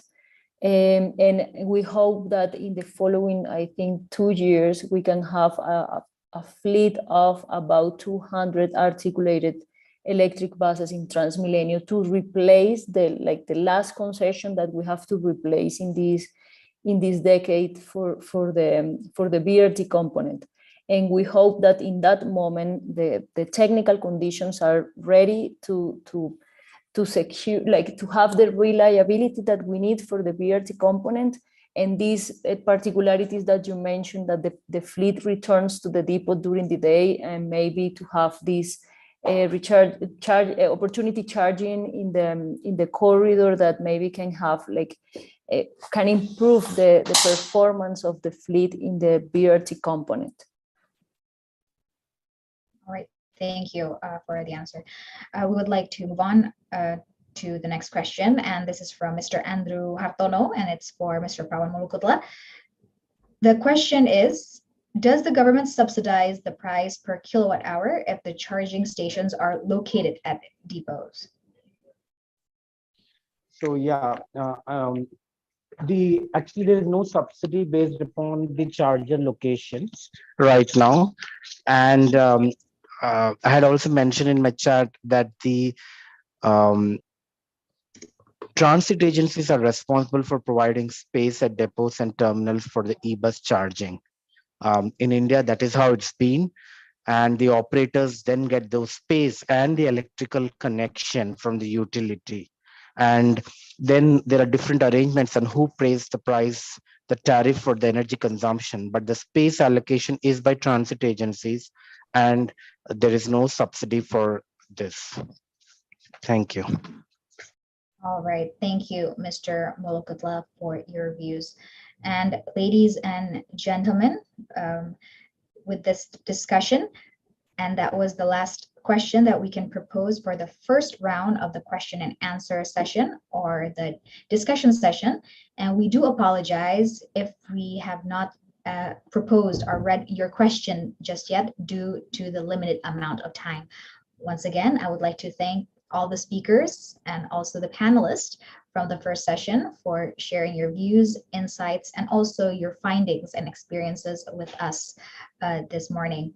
And ladies and gentlemen and participants, we will continue with our next agenda, and we will also like to inform you once again that we will be having a second discussion session or question and answer session. Therefore, if you wish to ask a question to our next round of panelists and speakers, please do so by typing your question in the question and answer box on your Zoom account. Or if you joining us from YouTube, please do type in your question in the comment section by writing down your name, institution, and to whom the question is addressed to. All right, ladies and gentlemen, we will continue with our next presentation, which will be presented by Ms. Shanshan Li, the Vice Country Director of ITDP China, who will be presenting on the topic International Experience on Climate Policy and Regulatory Framework to Promote E-Mobility Adoption. So without further ado, please welcome Ms. Shanshan Li onto the screen. Thank you, Shara. Thank you. Good morning. I would like to remind you, invite. your time is 15 minutes. Thank you. Good morning. Thank you for inviting me to this event. And I'm Shanshan Li from ITDP China. And I would like to share some experience of China electrification progress and also some reflections for Jakarta's e-mobility. Next slide. Yeah. Next slide. My presentation will cover 4 main parts, and I'll start with the current status of e-bus in China, and followed by the major driving forces and also the e-bus operational data analysis, and at last I will have some reflections for Jakarta's e-mobility plan. Next. So next one. China started electrification promotion from 2009, and the number of electric buses has been increased rapidly since then. Till 2020, China has around 704,000 buses, in which 66% of them are new energy vehicles. And battery electric buses are the majority of new energy vehicles, which is 81% of them. So we have around more than 350,000 e-buses for the whole country in 2020. Next. Because of the economic status and also climate difference, different regions or different cities in China have different electrification progress. The cities in South China and East China have much larger number of electric buses, and followed by the cities in North and Central China. The number of e-buses in cities in the West, Southwest, Northeast, and Northwest regions are relatively small. In the city of Shenzhen, Guangzhou, Zhengzhou, and Changsha, the electric buses account for more than 90% of the whole bus fleet. Next one. Next.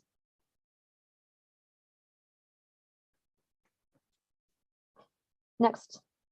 So in around 30 years promotion, the national and local government provide tremendous support to the electrification deployment. There are four important driving forces in the progress. Policy support plays the most important roles in promoting e-bus deployment in China, and also e-bus industry. So we can see from the later slide that shows the cities with major e-bus manufacturers have the largest e-bus proportion in the city. and also environmental pressure. The national government sets the most ambitious electrification targets to the cities which have severe air pollution issues. And the last one will be infrastructure. Infrastructure is a foundation, is a basis for e-bus daily operation, so which I will explain later. Next.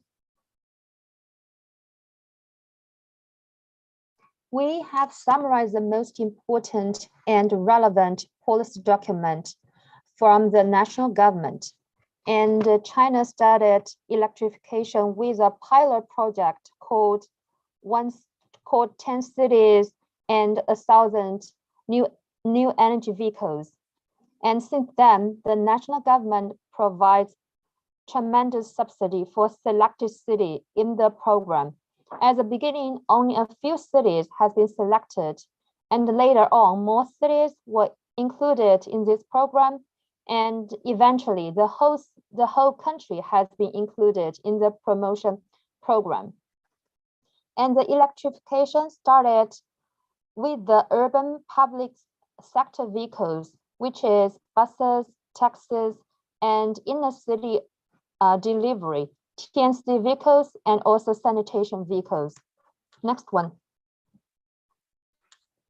Our President Xi Jinping stated that the development of new energy vehicles is the only way for China to moving from a large automobile country to a powerful automobile country. So with that statement, the electric vehicles has been included into the China's 7 strategic industries, and the government has provided a lot of subsidy to the research, to the electric vehicle research and deployment. Next. The national subsidy for the e-bus procurement is the most important driving force for e-bus promotion. From 2013 to 2016, the national and local government provides tremendous subsidy to e-bus procurement. For example, if the city wants to buy a 2 million RMB e-buses, the national government will subsidize 500,000 RMB, and the local government will provide the same amount of subsidy, which is a million RMB in total from national and local government. And the bus operator only need to pay 1 million for the bus, which is a similar price with ICE buses. But since 2016, the procurement subsidy has been declined, and the subsidy has been shifting to bus operating subsidy and also subsidy for infrastructure installation.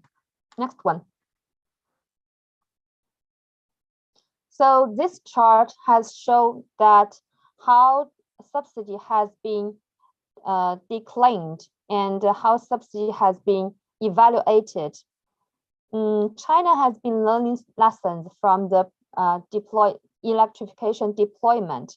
Before 2016, the vehicle length is the only index has been considered for claiming subsidy, which caused a lot of problems, such as cheating on subsidy and producing and purchasing smaller buses for getting more subsidy, but without considering the operational requirement.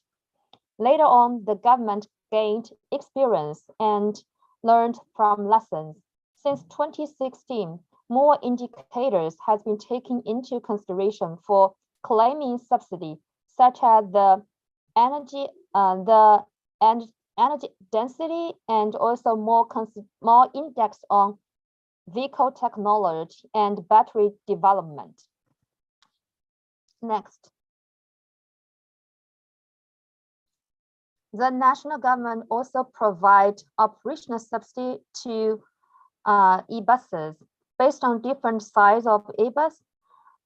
Once the bus has been operated more than 30,000 kilometers per year, the operators can apply operational subsidy according to the chart showed here.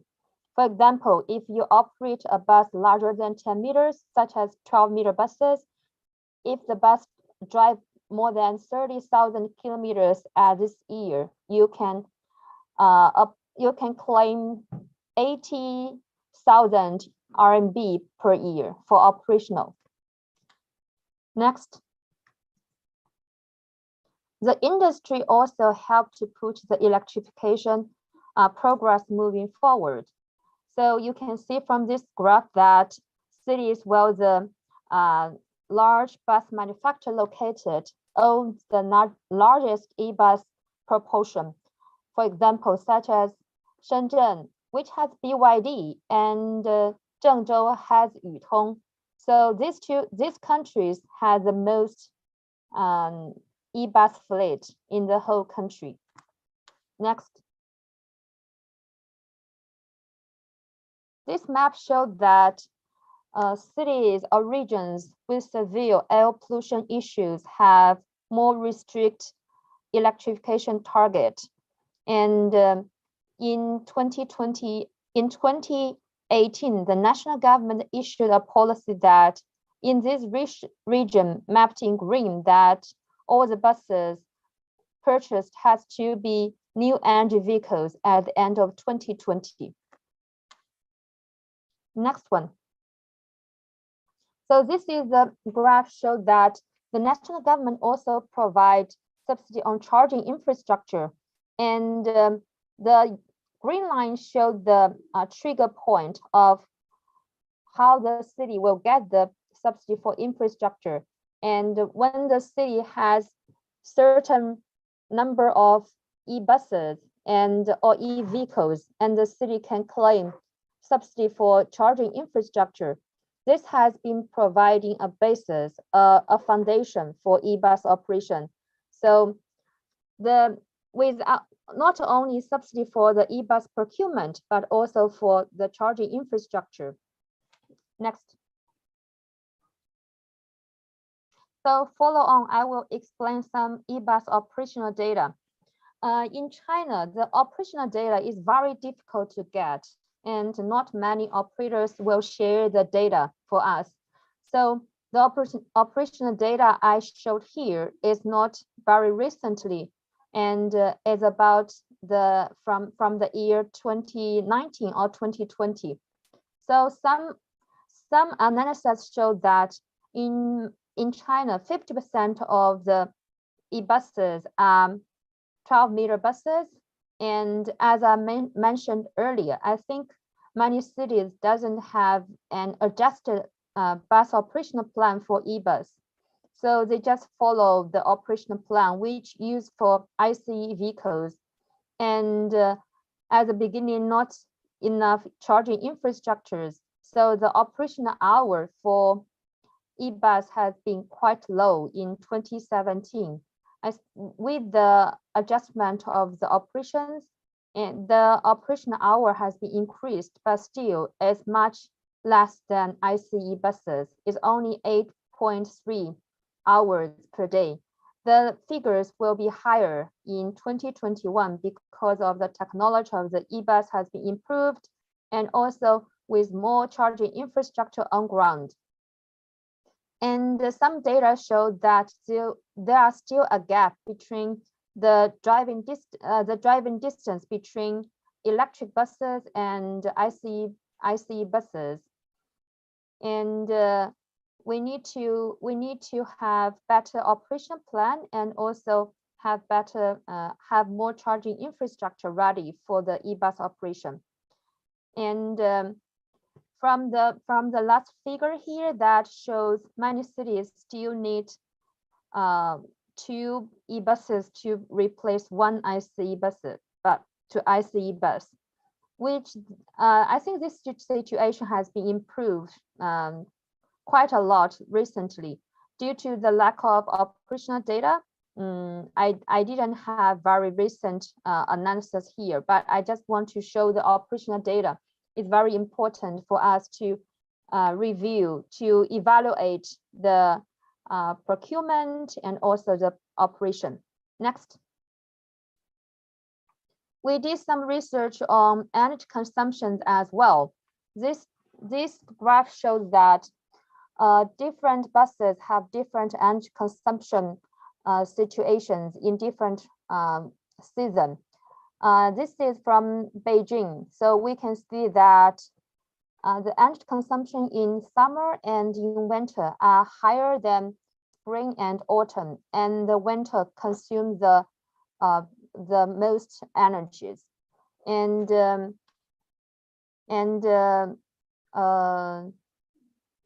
in Beijing, I think 8 meters consume 56 kilowatt hour to 78 kilowatt hour for 100 kilometers. And can you go to the previous one? And we also did some research that shows the same size of bus from different manufacturers and what is the energy consumption for them. It showed that the buses from the manufacturer C and the bus from manufacturer A had the best energy consumption figures. So this can guide us to choose the best buses, the best bus manufacturers for the cities with the most efficient energy consumption. Next.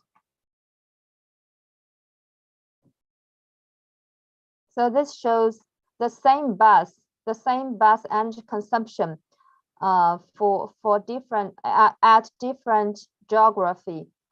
The red one shows a city, shows the energy consumption for e-bus in a city called Harbin. It's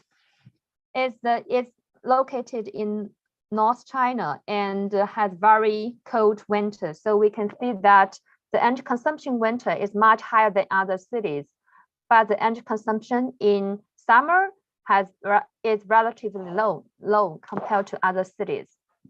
Next. So data connection and analysis will be very important for e-bus operation and for choosing the right manufacturers and also doing right operational plan. Operational failures, e-bus, the failures for e-bus has been lower than ICE buses. The data show that 0.52 per 10,000 kilometers for e-bus and 1.6 failure event for ICE buses for 10,000 kilometers. So, and the failures for battery, engines, and control systems account for 60% of the total failures of e-bus. So that's why the operational cost of e-bus has been much lower than ICE buses. Next. So from the previous study in Jakarta and also previous presentation showed that the Jakarta government made the commitment that only procure zero emission bus fleet by 2025, and 50% of the Trans-Jakarta fleet will be electrified by 2025. And also the city will implement a pilot project fleet by 2020.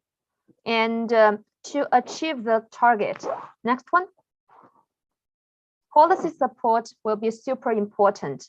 And the Jakarta government need to release powerful supporting policy to accelerate the electrification progress.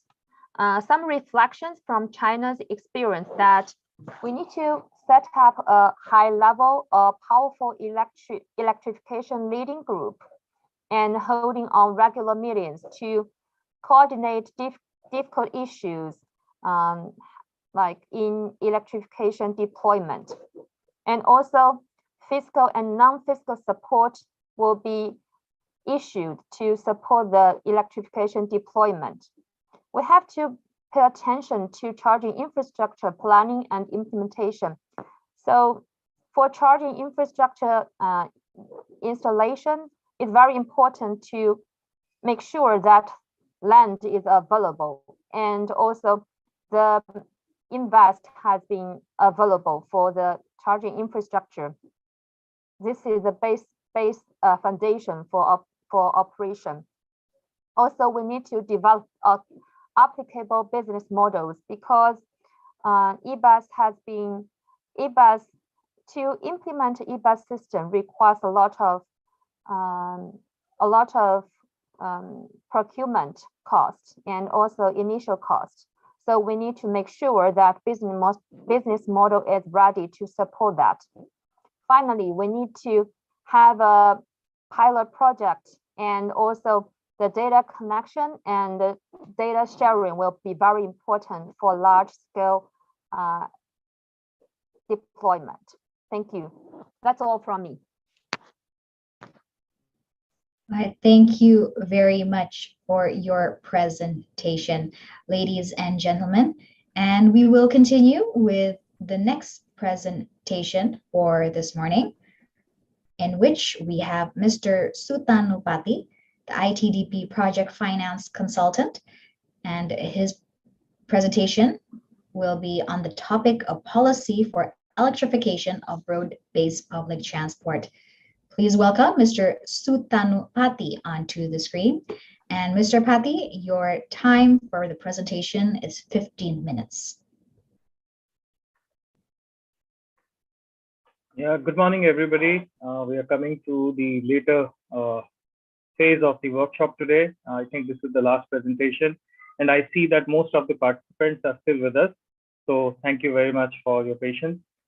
So without further ado, I just start with my presentation. So we look at the policy for the electrification of the public transport in Indonesia, and we also compare the present policy with the international experience so far, how other countries have been helping the faster acceleration or adoption of electric vehicles in public transit.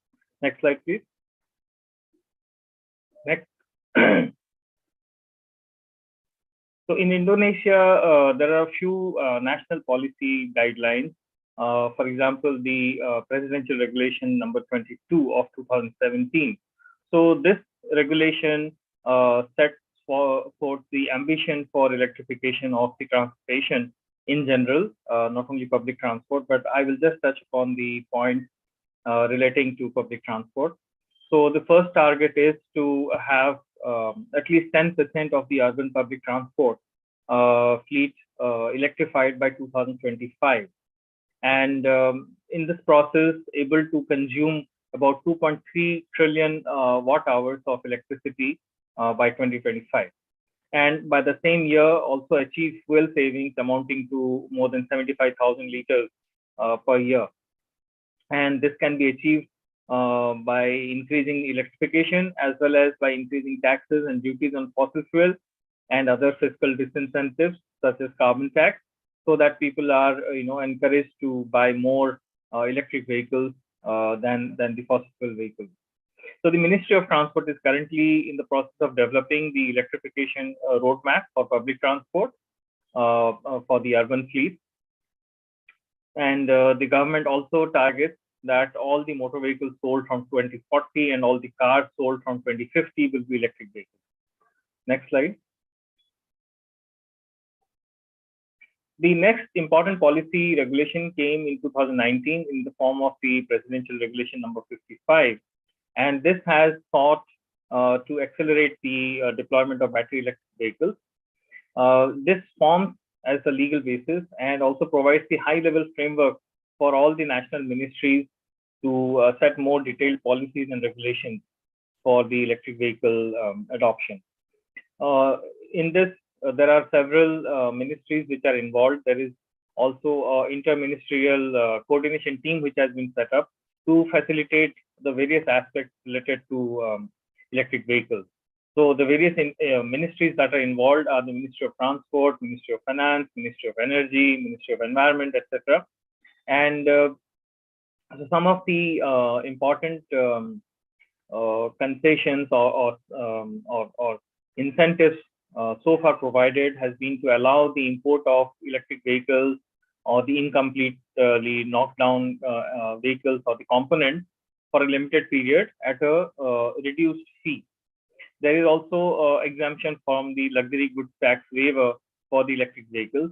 Of course, in case of public transport, the goods tax is not applicable even for the fossil fuel vehicles. So that really is not any additional incentive for public transport electric vehicles. We also hear that the MOT has developed the E-Bus deployment target for 34 provinces. And there are three categories in this: the minimum one and the maximum one, and realistic targets. But it's a good thing that they have already prepared the targets, and these buses will be deployed using the Buy the Service and BRT program. Next slide, please. So we also look at the national policy on the energy prices. So as far as electric vehicles are concerned, the regulation 13 of 2020 allows that the charging stations can be set up, and the battery swapping stations can be set up either in the public sector by PNL or by private sector entities. There are 10 different business models. So it allows really the whole range of business models for setting up these charging stations. The energy prices have already been determined based on the Q factor for private charging and based on the N factor for public charging infrastructure, and it can vary from 600 rupiah per 650 rupiah per kilowatt hour to as much as 2400 rupiah per kilowatt hour at the public charging station. So at least the policy for charging the electric for the electricity has been set, and the prices cannot be levied more than this. So that's a good thing. But still, we have to see that the cost of electricity is not a very big factor while running electric buses. It's the cost, the fixed costs are more important. So we will take a look at the various policy measures which will reduce the fixed cost, namely the cost of acquisition of the buses. Going on to the fossil fuel pricing, we understand there are no subsidies in the gasoline pricing, but for diesel, the subsidized fuel is still available at almost half the price as compared to the other fuels. And this subsidy is actually artificially reducing the cost of operating diesel public transport fleet, and therefore is detrimental for adoption of electric vehicles. So we see that for Trans-Jakarta, the cost of operating electric buses is marginally higher than the diesel buses because of this factor. So an attention needs to be given that in case the diesel buses are being given this subsidy, then even the electric buses deserve some support, especially because they are environment friendly. The government has also set a target of almost $65 million or 923 billion rupiah for the R&D activities in the EV technology and related systems. And also for research and development activities, any amount spent, there is a tax deduction available up to 3 times the amount spent. So that is quite lucrative. Next slide, please.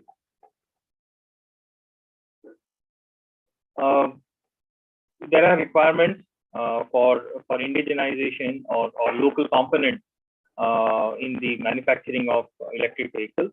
Local components will bring down the cost of the electric vehicles, so that is a welcome step. So for two-wheelers, it starts from 40% and goes up to even beyond 60% by 2026. And for four-wheelers, it starts at 35% minimum and then goes beyond 80% by 2030. So the industry will have to come up with manufacturing facilities for the EV as well as its components to meet these requirements of electric vehicle manufacturing. There is a tax holiday and tax allowance which is available to EV components, but again, this is same as the tax holiday and tax allowance available for the ICE vehicles also. So there is not much extra for electric vehicles in this case. Now coming to charging stations, the charging stations and EV penetration is always a chicken and egg situation. People wait for charging stations to be set up before they think of buying electric vehicles. And for commercially viable charging stations, they would require a fleet of vehicles already on the street. So there is a target which has been set by Government of Indonesia, the MEMR, to have 30,000 units by 2030 and 167,000 battery swap stations by 2030. I think the number is wrong here. It should be 300,000 units for public charging facilities. Next slide, please. So based on this, we look at the gaps that are present in the Indonesian national policy level. Next slide, please. So this indicates what more can be done or what should be done by the government to encourage the take-up of the electric vehicles.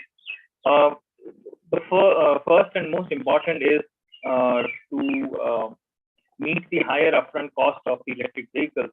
Financial assistance is needed to be given upfront or through a OPEX subsidy by the government. So we have seen in many countries the capital subsidy has been provided. India, for example, provides almost 1 billion rupiah per bus for 9 meters and 12 meter buses. Also, the local government also chip in with additional subsidies. Same is the situation we see in China, like Ms. Lee presented. Currently, I think the subsidy amounts to about 420 million rupiah, and also the local governments also, pay additional subsidies to reduce upfront cost of the electric vehicles. Mr. Patik, can you please slow down your pace of a presentation, as well as probably to have a clear audio to help our interpreters and your presentation.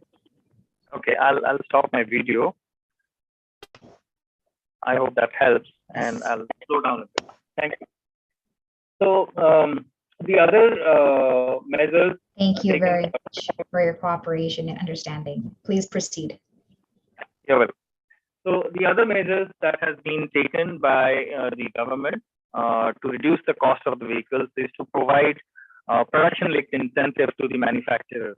In India, for example, there is a 13 to 18% of the sales is given back to the manufacturers as production-linked incentive for producing the electric vehicles and the components. Then there is government participation which is needed in setting up the charging infrastructure. Initially, the number of electric vehicles is very low, and therefore it is not very lucrative for private sector to set up charging stations. So therefore, the government has to provide incentives for setting up the charging stations. Many countries like France, Germany, Netherlands, China, they all provide cost subsidy for setting up the charging stations and charging infrastructure. Then the other exemptions that have been given by various governments include relaxation or reduction in the import duties, sales tax, and registration fees, etc. Some of it has been done in Indonesia. I think Jakarta, for example, does not charge any transfer fees on electric vehicles. But what we mean to say here is that in Indonesia, the financial support for purchasing electric vehicles or changing the fleet from diesel to electric, this has been missing. This is a very important step that government of Indonesia needs to look at to really achieve their ambitions of electrification of the public transport fleet. Next slide, please. Now we look at some of the non-financial policy tools that the government can look at. So first of all, induction of electric vehicles in the public transport fleet. So this actually helps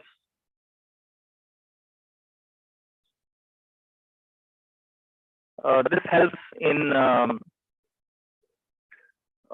setting an example for people in general to adopt the electric fleet.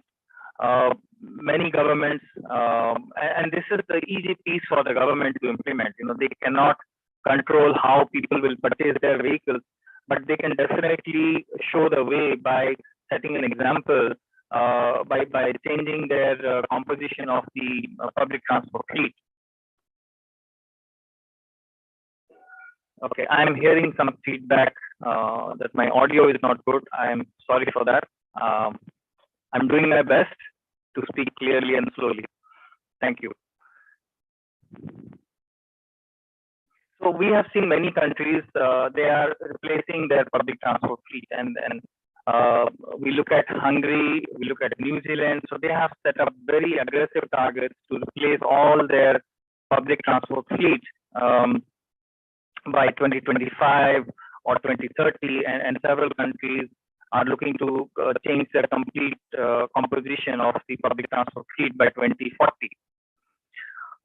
Another aspect or policy which can help in reducing the fossil fuel vehicles is to have stringent environmental norms. So many countries have moved to the Euro 6 standard for the fossil fuel vehicles. Now, Euro 6 vehicles are much cleaner and therefore a bit expensive than the Euro 4 buses, which are currently allowed to be manufactured and sold in Indonesia. So the government of Indonesia can look at moving up to Euro 6 standards to help the environment with cleaner norms. And also this will also help faster adoption of electric vehicles. One important aspect that we see for promoting electric vehicles is to have new business models, particularly because of the technology and because of the higher initial cost and lower operating costs. The new business models have been tried out in many countries. And one important feature that we see is the third-party ownership of the assets. So currently in Indonesia, the assets are owned either by the transit authority or by the operators. But in case of electric vehicles, what we are seeing is that the operators are not able to mobilize the higher capital requirement. And therefore, we need to see that a business model exists where a third party can come in and finance these vehicles. In India, for example, we have tried gross cost contracting involving the bus manufacturers into the operating consortium. So although initially they were reluctant because it's not their business, but it is a welcome step because initially we need the support of the OEMs to comfort the the transit authority that the buses are technically sound and they can be operated for 8 or 10 years of the contract period based on the performance specifications. So this is a good. Your time is almost up. Can you please wrap up your presentation quickly? Yeah. So similar new business model we have seen in China as well as in the South American countries. Next slide, please.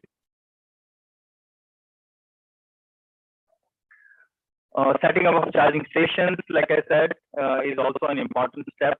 So in India, we are targeting to have at least one charging point in every gas station, and the gas stations are primarily owned by the public sector entities. So this government has an important role to play here.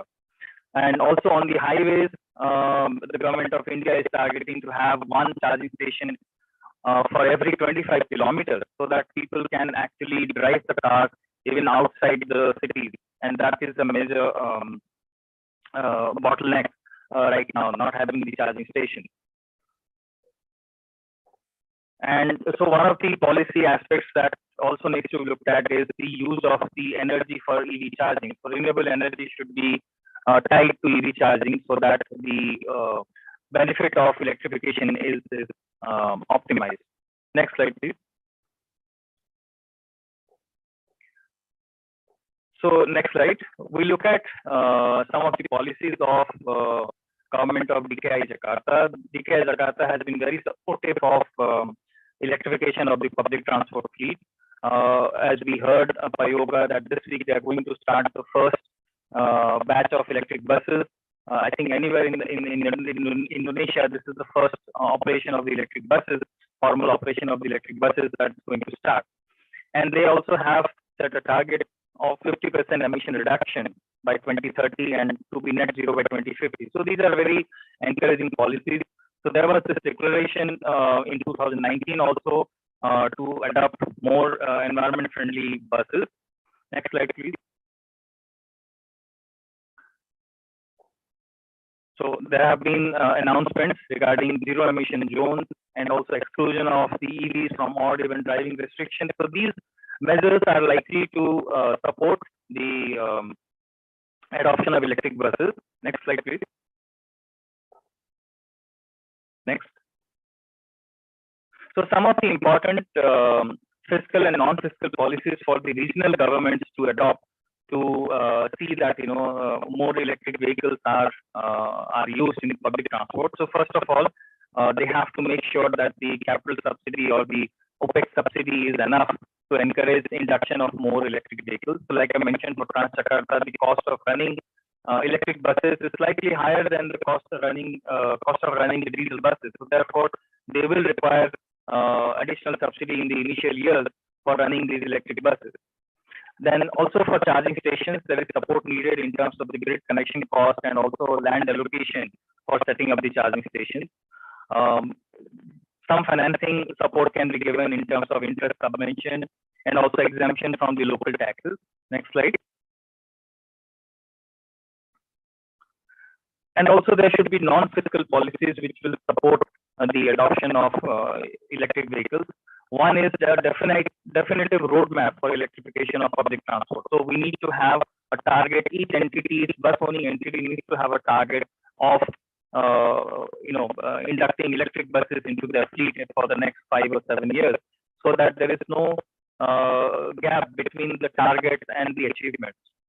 The contract period for the electric buses needs to be much longer. For Jakarta, this has been extended from 7 to 10 years. But I think to cover the life of the second battery, it needs to be at least 15 or 16 years. Like we've seen for Bogota, the life of the bus is permitted to be 15 years. New business models are required because the existing operators may not be able to acquire the finances that are needed for operating the electric buses.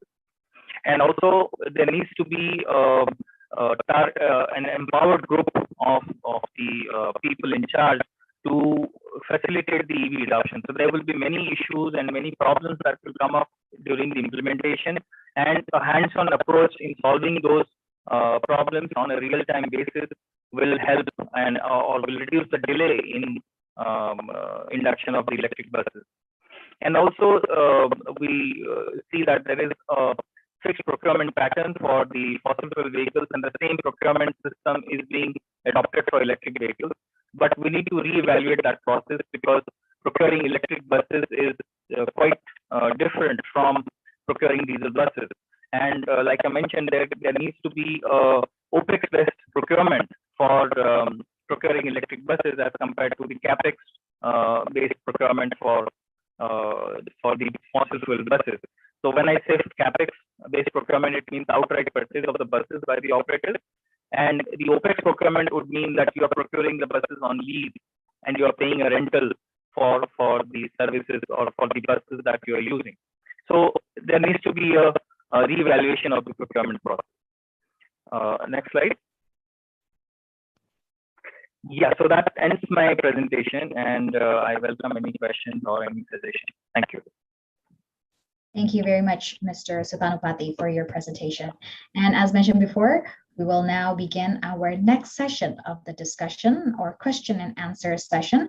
Therefore, please do propose your questions by writing it down on the question and answer box, or write them down on the comment section if you are participating through YouTube.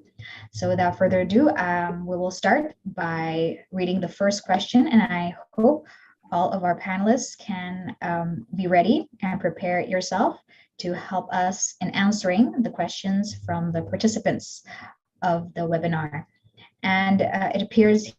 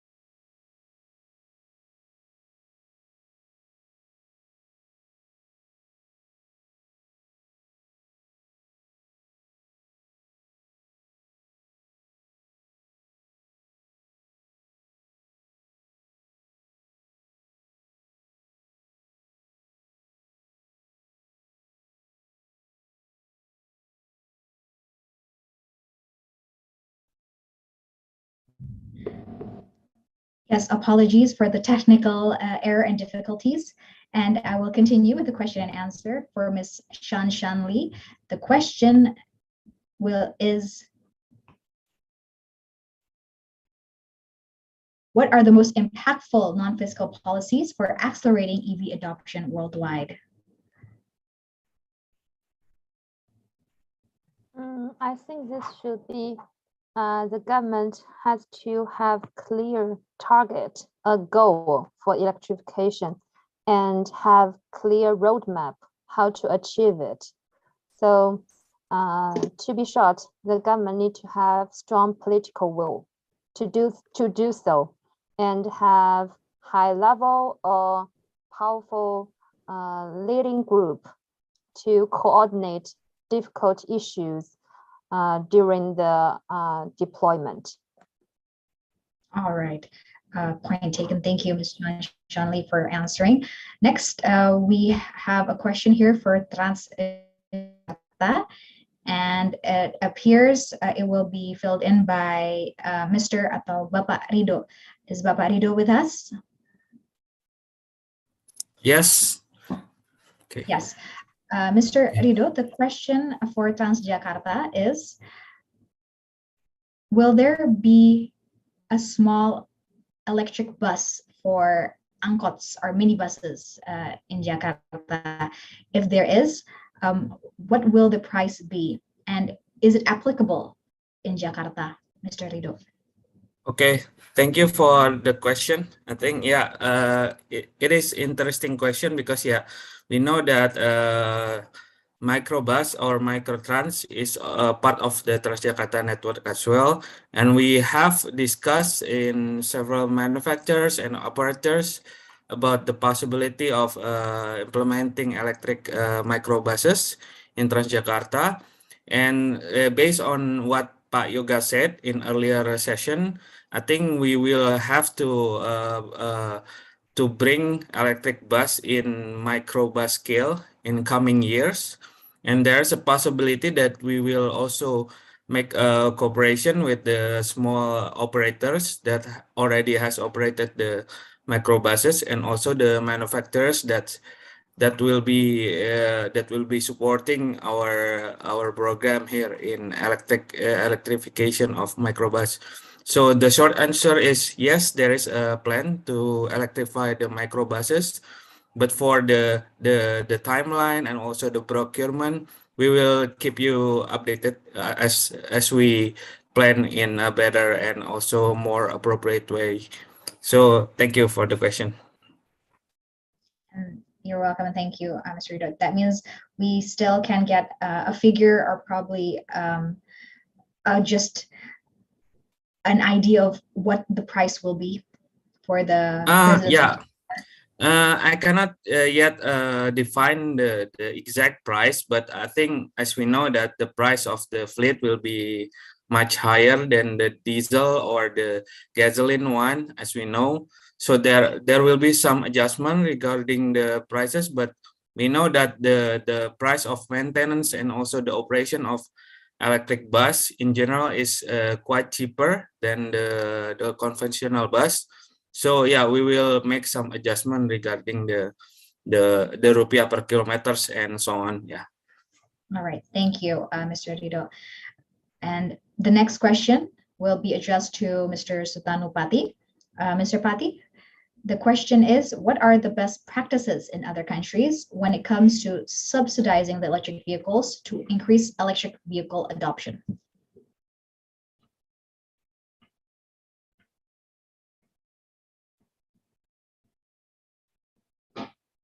I'm sorry, you're still on mute, Mr. Pati. Yeah, sorry about that. So I hope the voice is clear now. The most important difference when adopting electric vehicles is the initial acquisition cost. And we all know that over a period of time, the initial cost will get paid off by the lower operating and energy costs.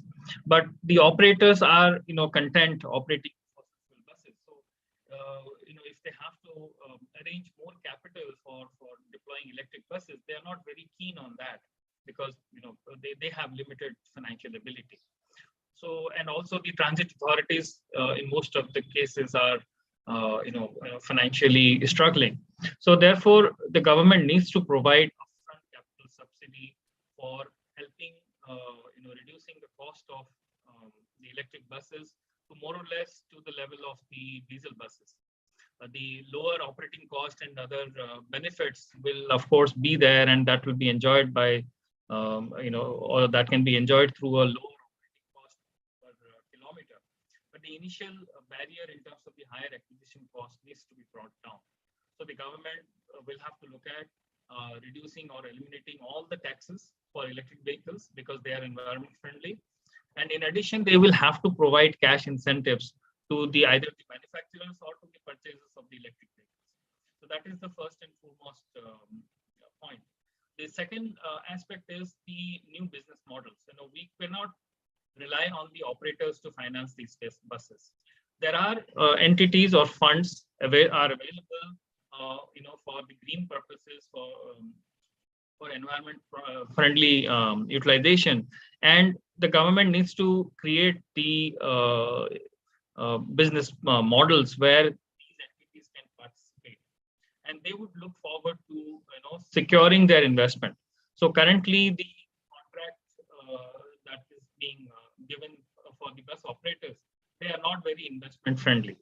So therefore, the government will have to look at redrafting those contracts from the point of view of third-party financing and securing their interests, because they finance at much lower cost, and therefore they need much less risky contracts. So the government will have to take on some of the responsibilities and some of the risks and reduce the risk for the investors. And that way the operators will not have to invest, so they won't mind operating the electric buses because they are not having to invest in them, and they will enjoy the benefits of the lower operating costs, better driving feel of the buses. At the same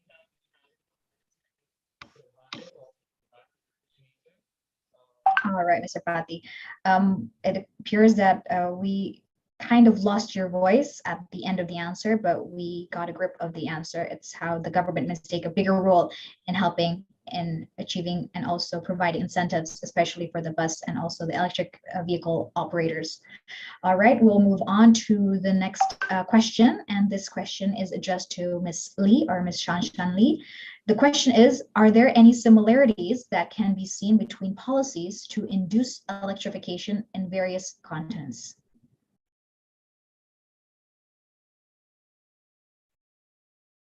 I apologize, Ms. Lee, you are also still on mute. The similarity between different electrification deployment, that policy support will be very important, especially for subsidy for procurement, because the electric buses has much higher cost than procurement cost than ICE buses. And also the infrastructure will be very important, and the government need to provide support on that as well, such as land acquisition or land rental, and the stakeholders support to implement the systems, such as the infrastructure installment and also the electricity connections to the depot. So such things will be very important for all the e-bus deployment, no matter in which country or in which city. Yeah, thanks for your question. Thank you, Ms. Lee, for the answer. And we have another question here. Probably Mr. Pati can answer it first because it's both addressed to Mr. Pati and also Ms. Lee. In Indonesia, most cities do not have a BRT yet, but I believe many cities are interested in electrifying their buses. Is it possible to implement BRT system and electrify the fleets at the same time? And what do you think will be the challenges? Mr. Pati, what are your views on this?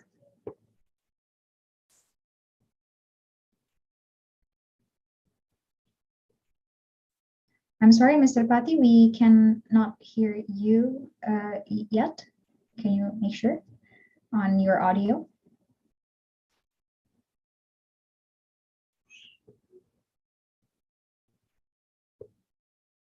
Yes, it appears we have some trouble hearing your voice, Mr. Pati. It appears probably there are some technical difficulties regarding the audio. Probably we can move on to Ms. Lee first to share her thoughts on the proposed question regarding. Sorry, Sarah, can you repeat the question again? Sorry. Yes. I missed Yes. the question. Yeah. No worries. Yes. In Indonesia, most cities do not have a BRT yet, but but I believe that many cities are interested in electrifying their bus fleets. Is it possible to implement BRT system and electrify the fleets at the same time? And what do you think will the challenges be? It is possible because in many Chinese cities we have BRT system, and we also deploy the e-buses in the BRT system, although they will be very difficult. The BRT system already have many difficulties to build, such as the space and the space required for dedicated lanes, and also the operations. And we need to have simplified signals, and we need to provide priorities for BRT. And plus e-buses, there will be even difficult for the BRT system and for e-buses. But it is possible. Then I think with strong technical support, with strong political support, and with strong technical support, this will be possible, because eventually we will buy buses for the BRT system, right? If it's a new BRT system. But the problem is maybe we require much more initial cost, and also we require a larger space for depot, because we need to install the charging infrastructure. So in this case, the government support will be even more important. And also the business model will be provide help. And if there doesn't have a very strong, very wealthy government. And so I think many difficulties, but we can find solutions for that. All right, we can find many solutions with those strategies. Thank you, Ms. Lee. And the next question is still for Mr. Sutanopati. We'll check in if we can now hear your voice with the next question. The next question is, what do you think is the most urgent thing that needs to be done, or faster adoption of cleaner vehicles? Because I believe now in Indonesia, we only have Euro 3 or 4.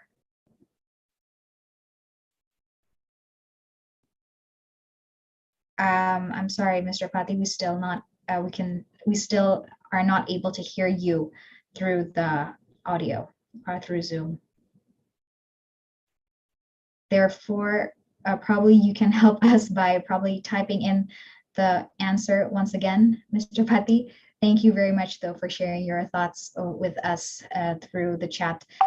The next question is also an open question, and it is for Ms. Lee and also Mr. Pati. The question is there any interdepartmental empowered group best practices in India or China to facilitate the EV adoption in provincial or local levels? And how is the working mechanism that could be adopted by Jakarta? Ms. Lee?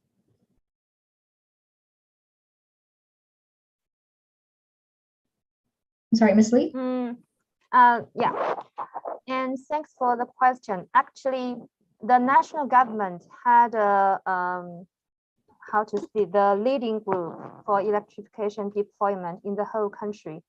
And the leading organization or the leading government department is the MIIT, is the Ministry of Industry and Information Technology. And for each city, they will have a task force for electrification deployment, which sometimes or most of the case, the vice mayor will be the leading person, and including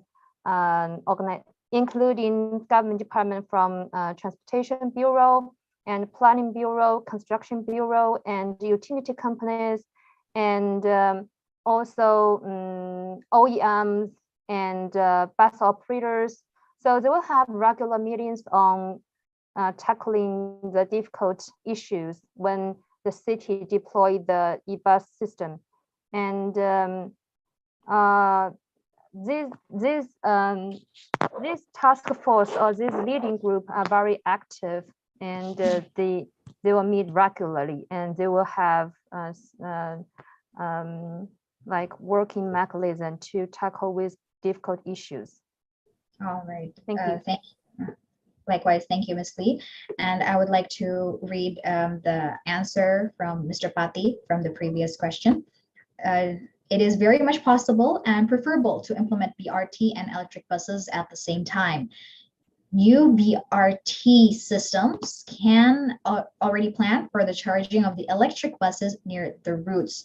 So better for new BRT systems to go for e-buses from the beginning itself. Financing e-buses also is easier if done with the BRT infrastructure. In India, the Department of Industries and Department of Transportation are leading in e-mobility policy actions. All right, and we hope that can answer the questions that have been proposed earlier.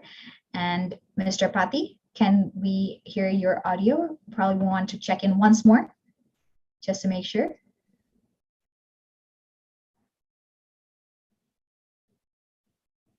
Unfortunately, we still are not able to hear your voice, Mr. Pati, but thank you very much for sharing your answers and your thoughts through the chat box with us this morning.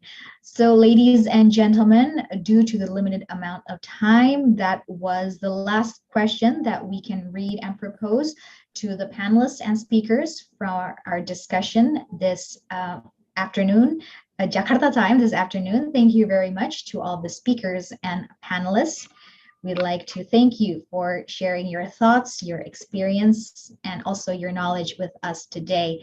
Thank you for Mr. Pati, Ms. Lee, Mr. Mulukutla, Ms. Ortiz, and Ms. Sufa, and Mr. Adiwinarto for joining us for both sessions, ladies and gentlemen. And of course, we'd like to also thank you for participating and also taking part in asking the questions and have an active discussion and also a fruitful discussion this afternoon. And we can also take from the discussion that we just had that in adopting and also electrifying the public vehicles in the city, it is not only the role of the government itself, but it needs a collective effort from all stakeholders.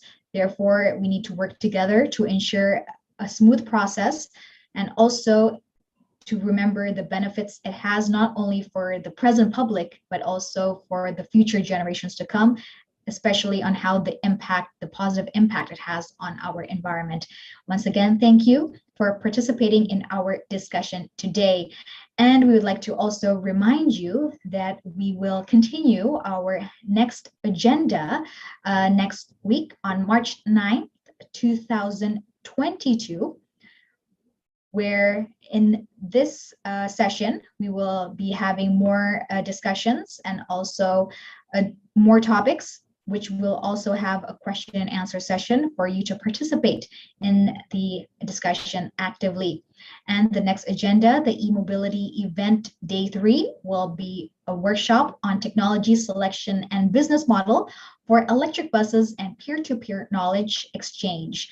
And it will start at 9 a.m. Western Indonesia time. So please do take note of the schedule, and we look forward to seeing you again soon. And last but not least, I would like to thank you. I, Sarah Wayne, thank you, and we'd like to see you again and welcome you again at our next workshop session. Please do stay safe, stay healthy, and sampai jumpa.